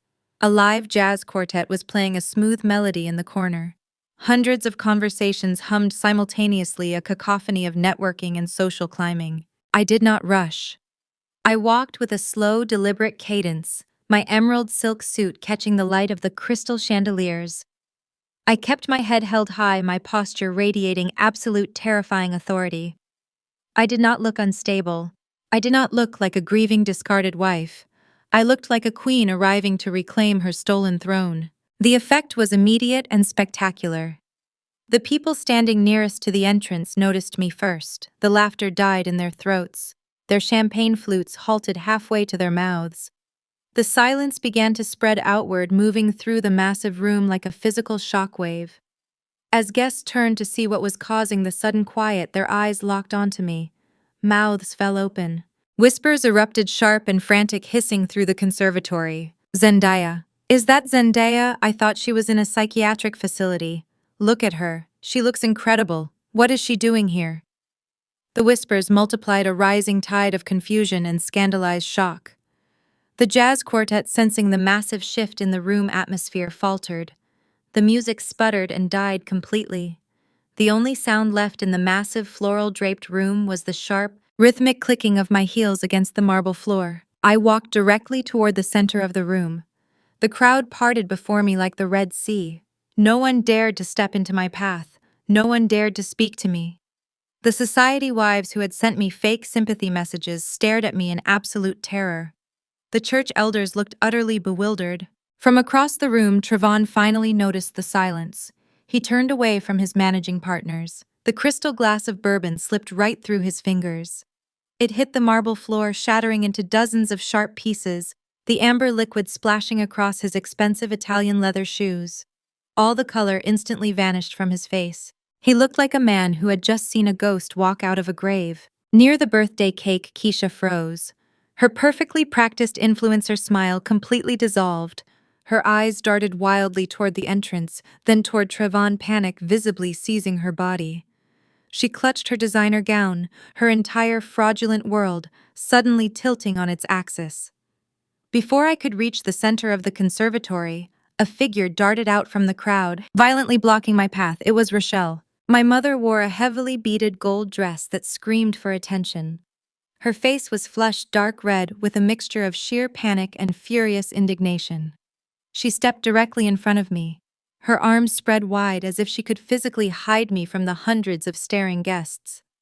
My private security guards immediately stepped forward to intercept her, but I raised a single hand, signaling them to hold their position. I wanted to handle this myself. "What are you doing here?" Rochelle hissed, her voice a frantic, desperate whisper, meant only for my ears. Her eyes were wide with terror as she realized her country club friends were watching her every move. "You are ruining everything. You are supposed to be out of town. Get out of here right now, Zendaya. You are embarrassing the entire family. Everyone is staring at you." I stopped walking. I stood inches from the woman who had notarized the theft of my biological child for a mortgage payment. I looked down at her, taking in her shaking hands and her desperate, calculating eyes. She was not a mother protecting her young. She was a rat trying to protect a sinking ship. I did not raise my voice. I did not show an ounce of the blistering rage burning inside my chest. I looked at her with a level of cold, absolute disdain that made her physically recoil. "I am not embarrassing the family." "Rochelle," I said softly, my voice slicing through the heavy silence surrounding us. "I am ending it." "Zendaya, please," Rochelle begged, grabbing my arm. "Trevon bosses are here. If you make a scene, you destroy our livelihood. Walk away. I am begging you." I looked at her hand. I stepped around her like trash. I did not look back. I marched toward the main stage. I kept my eyes locked on the elevated stage. Keisha stood behind a clear acrylic podium, dabbing her eyes with a tissue. The Atlanta elite crowd was silent, captivated by her performance. She balanced Malik on her hip, using my biological son as a prop, to garner sympathy from the wealthy investors. Church elders and brand representatives gathered before her. I stepped onto the stage. She told the crowd how hard it was to step up as a mother. She spoke about grace and holding a family together when others had broken down. She painted me as the villain of my own tragedy, soliciting pity from investors. She did not see me approaching. I walked up the carpeted steps to the main platform. The DJ noticed me first. His eyes widened in panic. But my hired private security detail immediately stepped behind his sound booth, offering a silent glare that froze him in place. I walked directly up behind my younger sister. I did not tap her on the shoulder. I did not announce my presence. I simply reached down to the base of her podium and yanked the audio cable straight out of the floor jack. Keisha's voice cut out, instantly replaced by a harsh burst of static echoing through the conservatory. When her eyes locked onto mine, the fake expression vanished entirely. She stumbled backward, clutching Malik so awkwardly he began to fuss. I stepped around her frozen body and walked to the DJ booth. I reached across the table and took the wireless microphone from the trembling hands of the sound technician. I tapped the top of the mic twice. The two thumps reverberated perfectly through the high-definition surround sound system Keisha had rented. I turned to face the audience. The sea of faces staring back was a portrait of paralyzed shock. I saw Trevon managing partners standing near the front, their champagne flutes lowered. I saw Keisha brand sponsors whispering frantically behind their hands. I saw our megachurch elders looking utterly scandalized. I did not yell. I let zero hysterical emotion bleed into my voice. I spoke with a terrifying calm that commanded the attention of every single person in the room. "Good afternoon, everyone," I said, my voice smooth and lethal. "I apologize for interrupting this beautiful, highly curated performance. I know you were told I suffered a catastrophic mental breakdown. I know my husband and sister circulated a compelling narrative to explain my absence today. But as you can clearly see, my mind is perfectly intact. In fact, I have never seen things more clearly in my entire life." A collective gasp rippled through the crowd. Trevon, standing near the front row, finally snapped out of his paralyzed state. He took a step toward the stage, his face turning an alarming shade of crimson. "Zendaya, stop this right now!" Now Trevon ordered, his voice booming across the silent room. He tried to project arrogant authority, but I heard raw panic beneath his words. "You are sick. Someone escort her out of here before she hurts herself." I looked down at him, my expression turning to ice. "You are not giving orders anymore, Trevon. Your time is entirely up." I shifted my gaze back to the captivated audience. "For the past year, my husband and sister allowed you to believe they had a passionate affair. They allowed you to believe this child was the result of a moral failing, asking for your grace as they built a new family. It is a very dramatic story. It is also a complete calculated fabrication." The silence in the conservatory grew so heavy it felt suffocating. Even the waitstaff had stopped moving. "My sister did not step up to be a mother," I continued. "She did not have an affair with my husband. Trevon did not cheat to get her pregnant. because it is biologically impossible. My husband was born completely sterile. He cannot father a child. He has known this since he was 14 years old, and he lied to everyone in this room to protect his fragile ego. The crowd erupted into shocked murmurs. Trayvon managing partners exchanged horrified glances. Trayvon's face drained of all color matching the white roses draped around the stage. If Trayvon is sterile, you might be wondering how Keisha gave birth to his supposed heir, I said, keeping the microphone steady. They did not have an affair. They orchestrated a highly illegal medical theft. They stepped into my fertility clinic. They committed federal forgery. They stole my last viable embryo created with my harvested egg and an anonymous donor. Keisha acted as an illegal surrogate, claiming my biological son as her own, solely to extort my wealthy husband for the rest of his life. Trevin completely snapped. The polished, sophisticated wealth manager dissolved into a cornered, desperate animal. He let out a furious roar and lunged toward the stage to rip the microphone from my hands. He never made it past the first step. My security detail moved with terrifying speed. Two plainclothes operatives intercepted Trevin mid-lunge. They grabbed him by the shoulders, using his own momentum to spin him around and slam him onto the marble floor. Trayvon struggled wildly, screaming curses, but the operatives pinned his arms behind his back. He was completely neutralized in less than 3 seconds. The guests shrieked and scrambled backward, giving the security team a wide berth. Keisha was trembling against the podium, her perfectly contoured face slick with sweat. I did not even blink at the violence unfolding below me. I unzipped the leather portfolio I had brought with me. I pulled out a thick stack of documents. I am a public relations director, I told the crowd, projecting my voice over Trayvon's frantic struggles. I deal in undeniable documentation. I threw the heavy stack of papers directly onto the VIP table positioned below the stage, right in front of Trayvon managing partners and Keisha brand sponsors. Those are the certified medical records proving Trayvon's absolute sterility, I announced, watching the executives reach for the pages. Those are the forensic copies of the forged clinic release forms. And those are the digital receipts of the hundreds of thousands of dollars Trayvon secretly transferred to Keisha to buy her silence and fund this lavish lifestyle. The executives scanned the documents. I watched their expressions morph from shock to absolute disgust. The managing partner of Trayvon's firm looked down at him, struggling on the floor, shaking his head with profound revulsion. But I was not finished. I needed the emotional kill shot. I turned back to the DJ, who stared at me with fear and awe. I pulled my secondary cell phone from my pocket and slammed it onto his mixing console.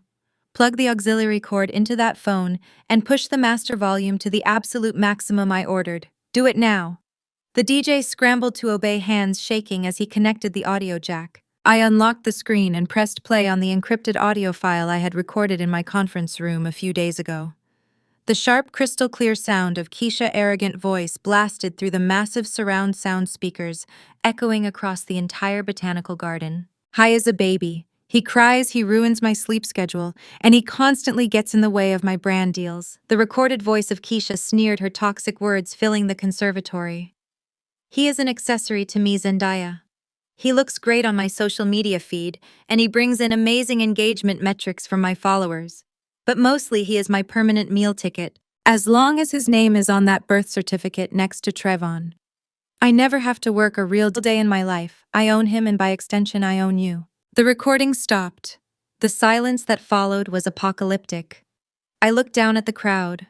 The women who sponsored Keisha lifestyle brands stared at her with unadulterated revulsion. The church elders looked sick.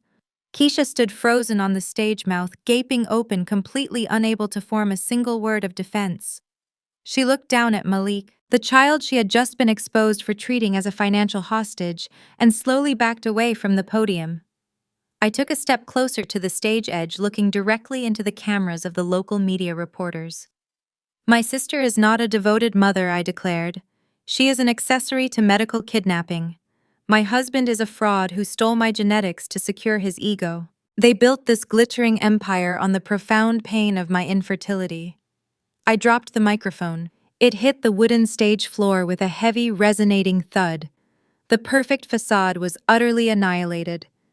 As the shock paralyzed the room, the distinct sound of heavy footsteps marching toward the entrance signaled my final consequence.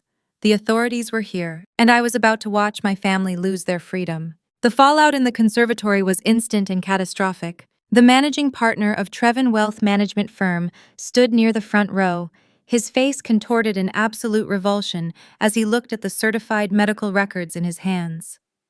He turned his back on Trayvon, pulled his smartphone from his pocket, and tapped the screen with sharp, aggressive motions. I could hear his stern voice carrying clearly over the dead silence of the room as he demanded an immediate emergency connection to the head of corporate human resources and the firm general counsel.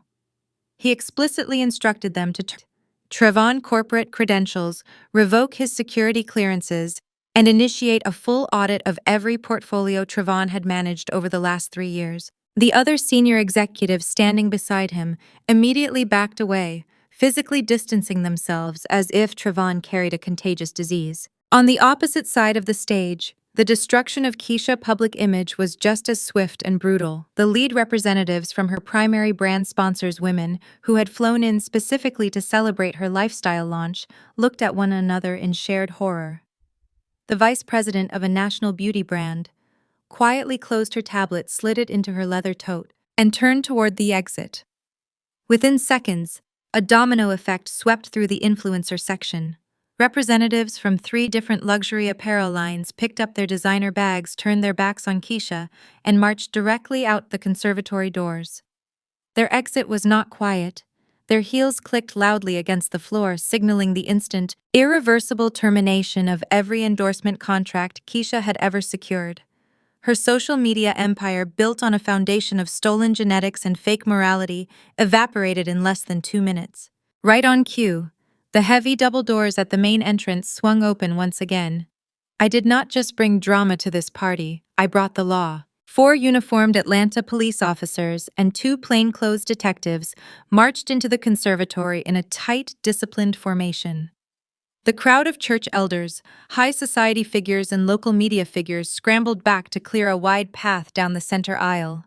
The lead detective, a stern woman with a sharp gaze, did not hesitate. She walked directly toward the stage, carrying a thick manila folder filled with official state seals and red law enforcement stamps. My private security team smoothly stepped aside, releasing their grip on Trayvon, just as the police officers surrounded him. Trayvon scrambled to his feet, trying desperately to adjust his torn jacket and smooth his disheveled hair. But his hands were shaking so violently he could barely clasp his fingers together. Trevin, the lead detective, announced, her voice carrying clear and cold across the silent room. I am serving you with a state grand jury subpoena regarding an ongoing criminal investigation into felony medical fraud, identity theft, and grand larceny. You are ordered to appear before the grand jury, and these officers are executing a court order to seize all electronic devices, personal records, and financial ledgers in your possession. Trayvon stared at the papers thrust into his chest, his eyes wide with unadulterated panic. His mouth opened, but no coherent words came out. He looked around the room for help, searching the faces of his corporate bosses, his church leaders, and his wealthy friends. Every single person averted their eyes. The men he had played golf with turned their backs. The church elders crossed their arms and looked down at the floor. He was utterly, completely alone. The second detective stepped up onto the stage, approaching Keisha, who was cowering behind the podium, clutching Malik against her chest like a shield. Keisha, the officer said, holding out a matching set of legal documents.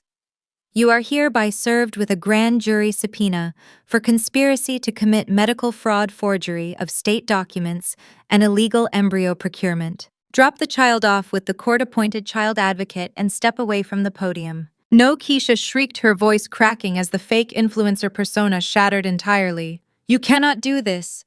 This is my baby. I am his mother. You are ruining my life. She looked at the cameras still rolling in the audience, hoping her online followers or the media would save her, but the reporters were filming her breakdown with cold journalistic detachment. The lead officer signaled to a female child welfare advocate who had entered alongside the police.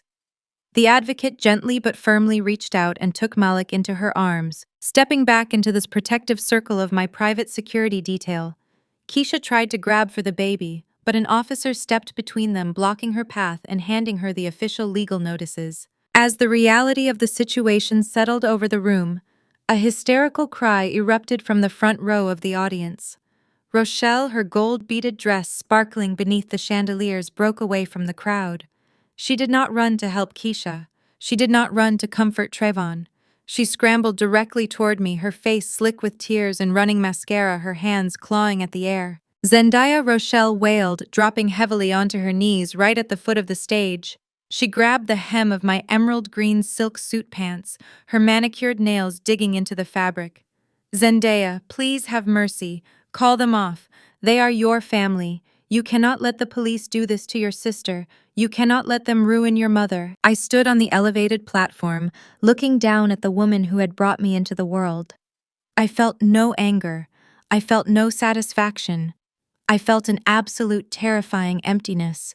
The woman kneeling in the dirt and dropped rose petals before me was the same woman who had watched me cry over negative pregnancy tests for 7 years. She was the woman who had stamped her official notary seal on the document that stole my biological child. Please, Zendaya!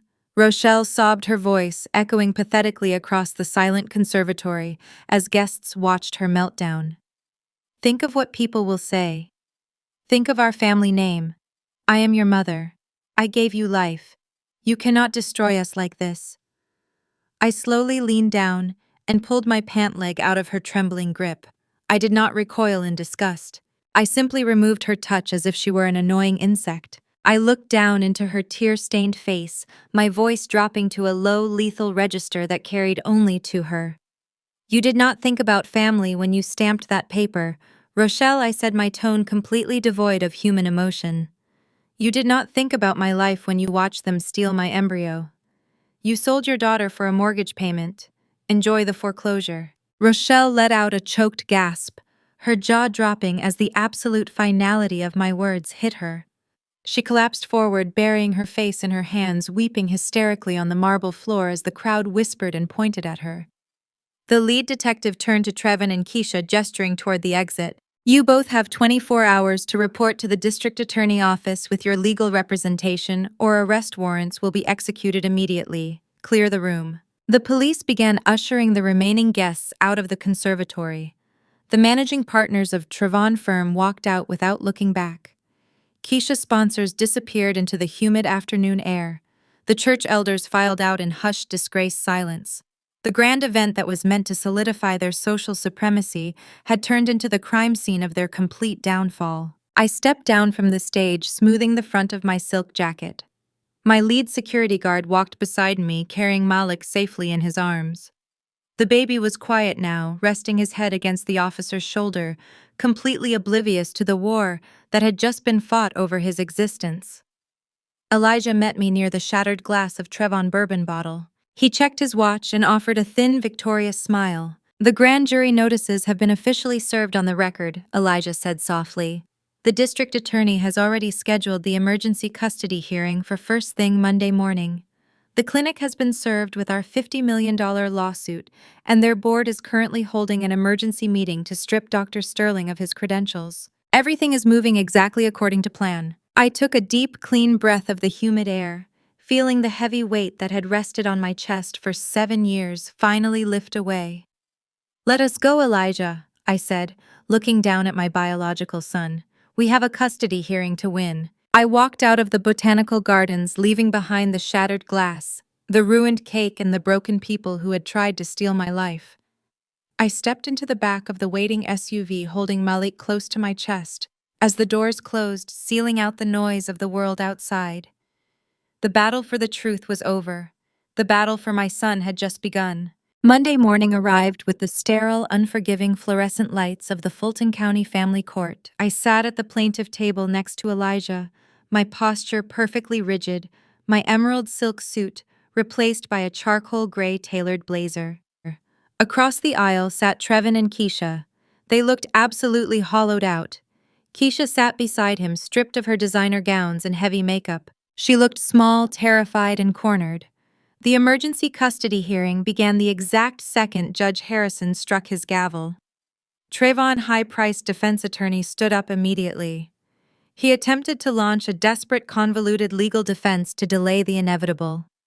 He claimed that stripping her of custody required a lengthy, drawn-out civil trial. He painted Keisha as a victim of a complicated medical misunderstanding and argued that removing Malik from the only mother he had ever known would cause the child severe psychological trauma. I sat perfectly still, letting the defense attorney spin his web of desperate technicalities. Trevon stared at the table, refusing to make eye contact with me. Keisha dabbed her eyes with a tissue, trying to summon the same fake tears she had used on stage at the party. It was a pathetic display. Elijah did not even object to the defense attorney's rambling speech. He simply waited until the man finished and sat down. Then Elijah stood up and buttoned his jacket. "Your Honor," Elijah said, his voice echoing with lethal confidence. "The defense is relying on the presumption of traditional surrogacy and maternal rights. However, those rights are entirely nullified when the pregnancy is the direct result of federal medical fraud, interstate wire fraud, and the documented theft of my client's biological material. We do not need a lengthy trial to establish custody. We simply need to establish the undeniable truth of the conspiracy." The plaintiff calls Vivian to the stand. A collective gasp rippled through the defense table. Keisha gripped the edge of the wooden table. Vivian walked down the center aisle. She wore a modest navy dress, holding her head high, projecting the unshakable dignity of a matriarch, choosing justice over her own flesh and blood. Trevon opened his mouth to speak, but his defense attorney quickly put a hand on his arm, silencing him. The bailiff swore her in. She placed her hand on the Bible, her voice steady and resolute as she swore to tell the whole truth. Elijah approached the podium. "Please state your relationship to the defendant Trevon for the court record." "He is my biological son," Vivian answered clearly. Elijah nodded. "Vivian, you recently approached my client Zendaya with crucial medical records. Can you explain to the court exactly what those records prove and why you chose to reveal them?" Vivian turned her gaze away from Elijah and looked directly at Judge Harrison. "Your Honor, those records are from a pediatric urologist in New York. They prove that my son suffered severe complications from a childhood illness. They prove that Trevon has been completely irreversibly sterile since he was 14 years old. He has known his entire adult life that he could never father a biological child." The defense attorney immediately jumped out of his chair. "Objection, Your Honor. Medical records require expert testimony to interpret. The witness is not a medical professional." Overruled, Judge Harrison barked, glaring at the defense. "Continue, witness." Vivian folded her hands in her lap. "My son was consumed by his pride and his obsession with legacy. He could not bear the perceived shame of infertility.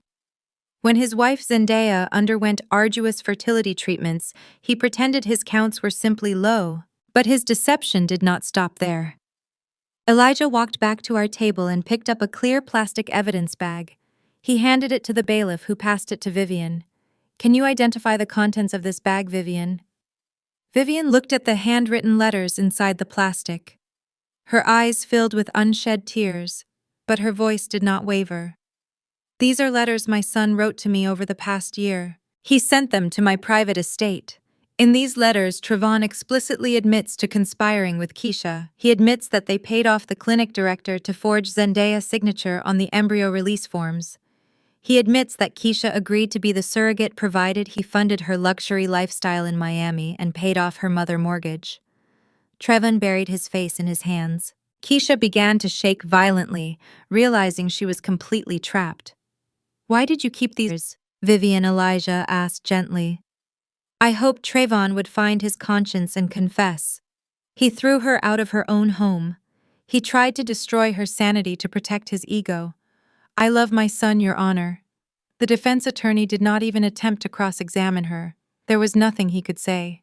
The original medical records and Trevon's own handwritten confessions were insurmountable.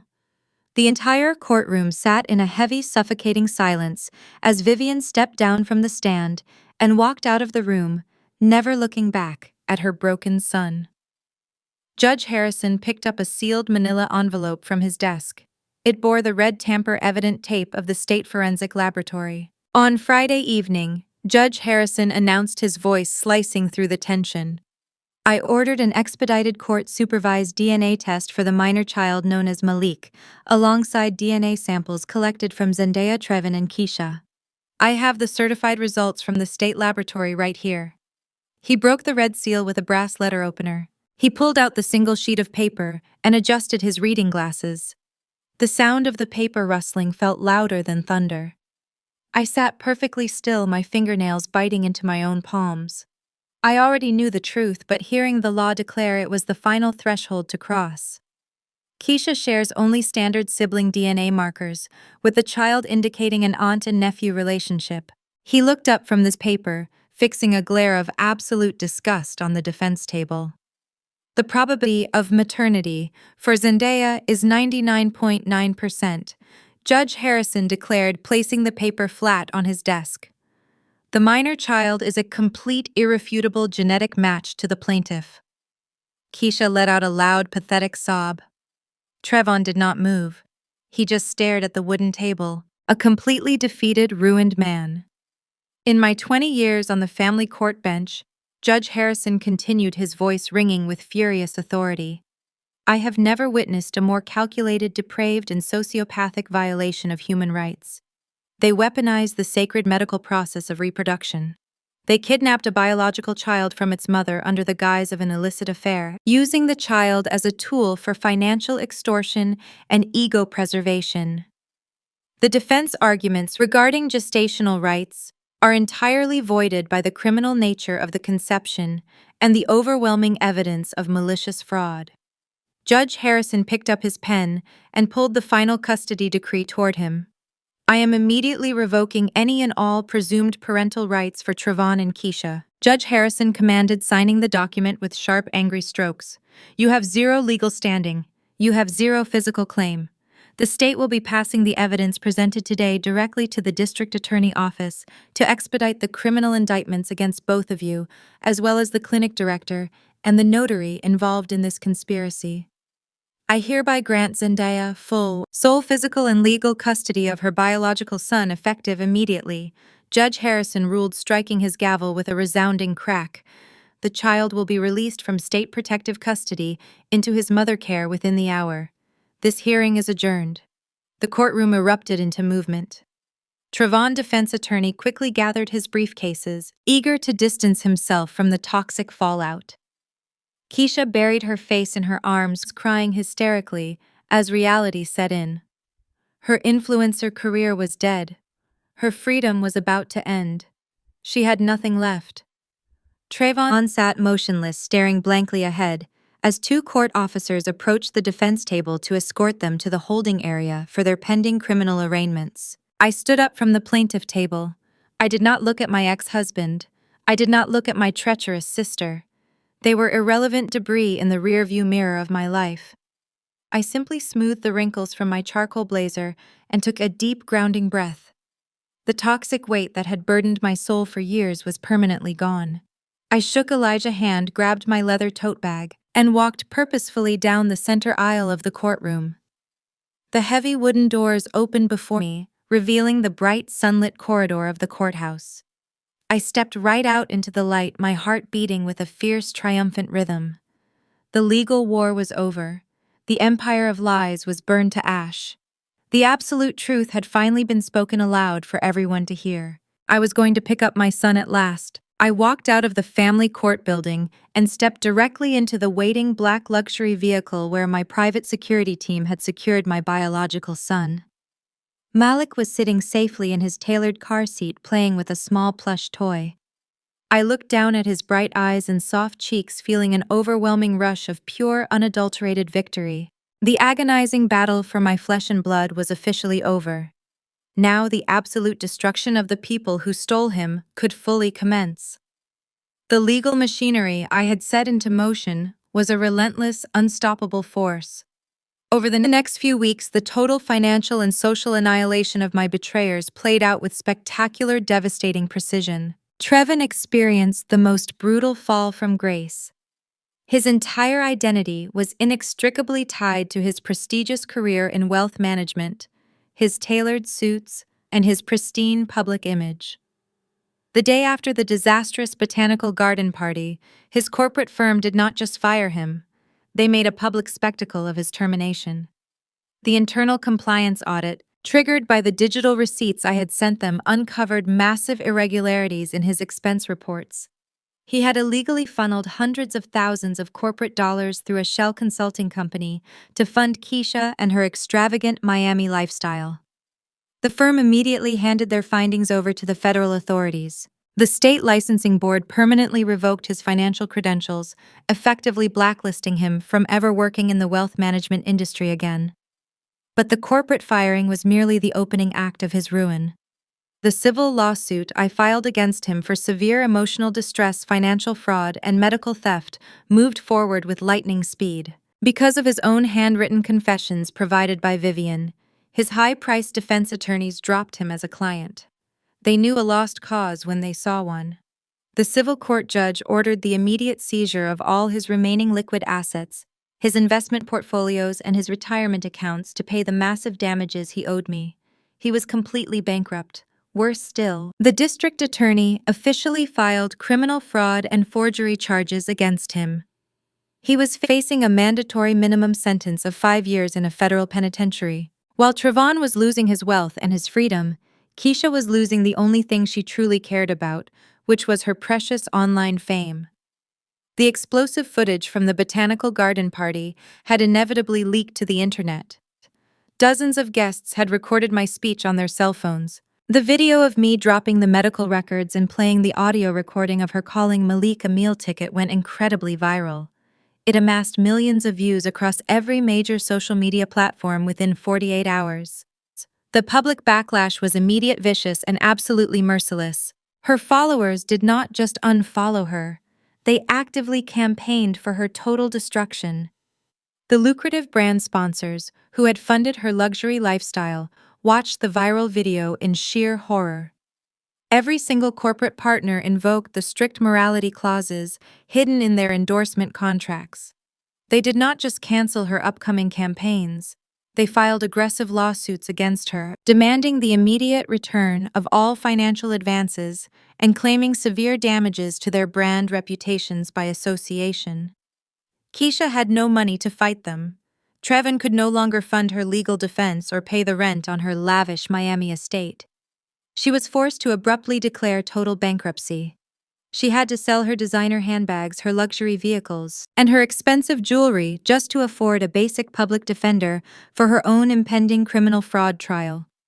The golden child was reduced to absolute nothingness. My mother Rochelle suffered a fate that was uniquely tailored to her specific brand of toxic vanity. She had sold her own daughter and participated in a sickening medical crime just to save her massive suburban house and maintain her status among the Atlanta elite.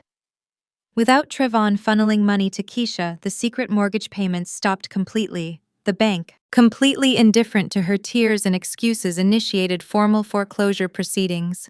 They placed a highly visible public auction notice right on her manicured front lawn.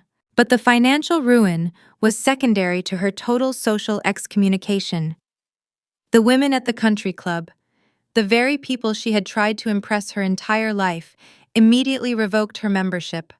They wanted absolutely nothing to do with a woman involved in a federal kidnapping and forgery scandal. Our megachurch, the institution where she had proudly paraded my stolen son, publicly condemned her actions. The head pastor personally requested that she no longer attend Sunday services. She was entirely ostracized. She was forced to pack her belongings into cheap cardboard boxes and move into a tiny rundown apartment on the outskirts of the city. She had traded her actual family for a fleeting illusion of wealth, and now she was left with absolutely nothing but her own disgraceful reflection in the mirror. I watched their respective empires crumble from the pristine comfort of my new, highly secure gated estate in the northern suburbs. I had purchased the sprawling property using the settlement funds I extracted from the Genesis Fertility Institute. The clinic had quickly settled my lawsuit out of court for an astronomical sum, desperate to keep the full details of their unethical medical practices out of the national news cycle. Dr. Sterling lost his medical license permanently. I used a portion of that settlement to build a fortress for me and Malik. It was a rainy Tuesday evening when the final confrontation occurred. I was sitting in my custom-designed home office finalizing a massive public relations contract for a new international client. The rain was lashing against the floor-to-ceiling windows, creating a soothing rhythmic sound. Suddenly, the security intercom on my desk chimed. My private security guard, stationed at the main gate of my property, spoke through the speaker. Ma'am, the guard said, his voice completely professional. Your ex-husband is at the front gate. He is demanding to speak with you. He says it is an absolute emergency. I did not feel a single spike of panic. I simply pressed the button to activate the exterior camera feed. The high-definition screen instantly illuminated Trevin standing in the pouring rain. The man on the screen was entirely unrecognizable from the arrogant, flawless executive I had married. His custom suits were completely gone, replaced by a wrinkled, cheap jacket. He was soaking wet. His hair was completely unkempt and his face was hollowed out by stress and impending prison time. He looked pathetic. I pressed the intercom button to open the audio channel. What do you want, Trevon? I asked, my voice carrying cleanly through the speaker at the gate. He jumped when he heard my voice. He grabbed the wet metal bars of the security gate, pressing his face against the wet iron. Zendaya, please, he begged, his voice cracking loudly over the audio feed. You have to stop this. They are taking everything. The lawyers are talking about actual prison time. I have absolutely nothing left. You have exactly what you earned, I replied coldly. Please, baby. Trevon sobbed, the rain mixing with his tears. I made a terrible mistake. I was desperate to be a father. I was desperate to give you the family we always wanted. Keisha manipulated my shame. She used my sterility against me. I still love you, Zendaya. We can drop the civil suits.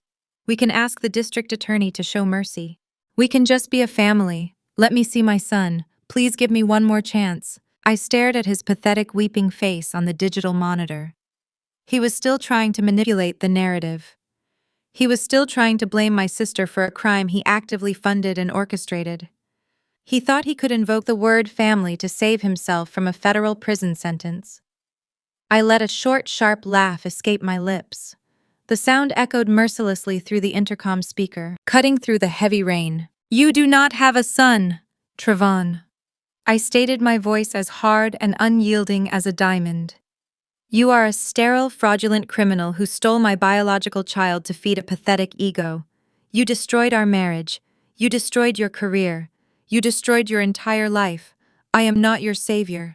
I am your karma. Zendaya, wait, he screamed, rattling the heavy iron gate.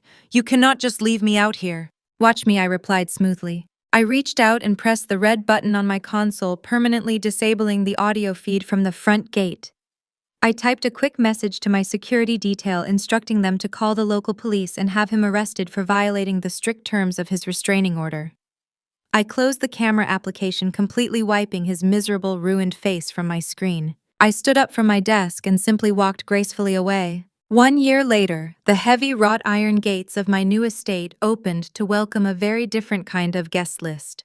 The sprawling property nestled in the quietest, most exclusive sector of the northern suburbs was entirely mine. I bought it in cash using the massive settlement from the Genesis Fertility Institute. The fortress I built was not just made of stone and glass. It was constructed from absolute peace. My public relations agency had not just survived the scandal, it doubled in size. Corporate clients flocked to a director who proved she could perfectly dismantle any major crisis. The afternoon sun bathed the manicured backyard in a warm golden glow. I stood on the wraparound limestone patio, holding a crystal glass of sparkling water. I watched my biological son Malik chasing a yellow ball across the pristine grass. He was 2 years old now, healthy, vibrant, and completely safe. His laughter echoed through the trees, a sound that entirely erased the agonizing years of failed fertility treatments and bruising injections. I fought a literal war for that laughter, and I won. I stood there absorbing the sheer perfection of a life I built on my own personal terms. A few feet away, sitting at a wrought iron patio table under a massive oak tree, was Vivian. My former mother-in-law looked peaceful, sipping her iced sweet tea. She wore a simple, elegant floral dress, her silver hair catching the sunlight. Vivian made the ultimate sacrifice, choosing her grandchild and her own integrity over protecting her toxic son. It was not an easy transition for her, but the bond we forged in that courtroom remained unbreakable. She visited Malik twice a week, and she respected my boundaries with absolute grace. She gained a true daughter and beautiful grandson. Sitting across from Vivian laughing at one of her stories was Elijah.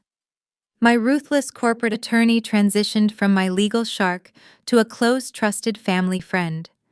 I was off the clock today wearing a casual linen shirt instead of his intimidating charcoal suits.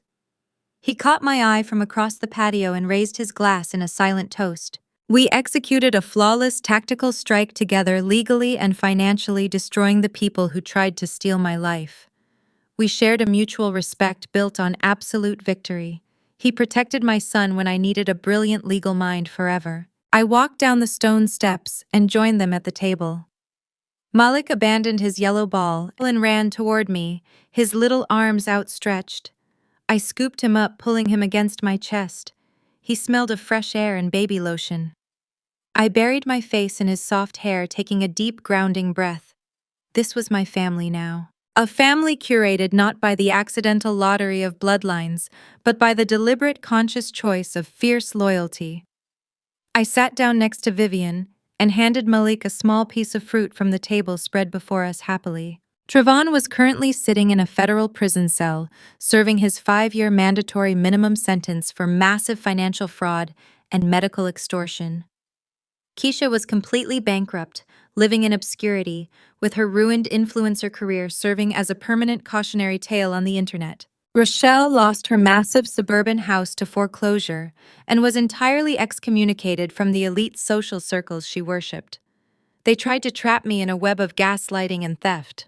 They believed I would quietly accept my role as the infertile, discarded wife. They severely underestimated the absolute strength of a highly motivated mother today. Instead, I weaponized their betrayal. I took their lies, their arrogance, and their greed, and I forged them into a guillotine. I did not just survive the absolute worst thing a family could do to a woman. I used their own crimes to build an impenetrable empire and take back the child they stole from me. The millions of dollars I stripped from their fraudulent accounts went directly into a secure trust fund for Malik. I ensured that Trevon and Keisha would never see a single dime of the wealth they tried to illegally hoard for their own selfish desires. I bounced Malik on my hip, looking at Vivian and Elijah. We were not a traditional family picture. We were a mosaic of survivors who chose truth over toxic appearances. We chose to cut out the infection so the rest of the body could thrive. My mother always preached that family was everything, that blood ties demanded absolute, unconditional forgiveness no matter the offense. She was entirely wrong. Forgiveness is a gift earned through genuine remorse and changed behavior. It is never an obligation you owe to abusers simply because you share the exact same genetic family tree with them. Blood does not make you family. Blood is merely a biological coincidence. Loyalty is what makes you family. Protection makes you family. The people who stand between you and the fire, those are the only people who deserve a seat at your table. The people who hand you the matches when your world goes dark are the ones you keep. I smiled, looking out over the rolling green hills of my property. The air was clean, and the future was entirely my own to write. I reclaimed my son, secured my wealth, and completely protected my peace forever starting today. The devastating storm was over, and the matriarch of this new empire was standing tall. Have you ever found yourself in a situation where you had to legally and emotionally destroy toxic family members to completely protect your own peace? Have you ever had to walk away from the people who shared your blood to save your own life? Let me know your story in the comments below. Please hit that like button and subscribe to the channel to hear more stories of resilient strength and absolute justice. Remember that your peace is always worth the ultimate fight right now.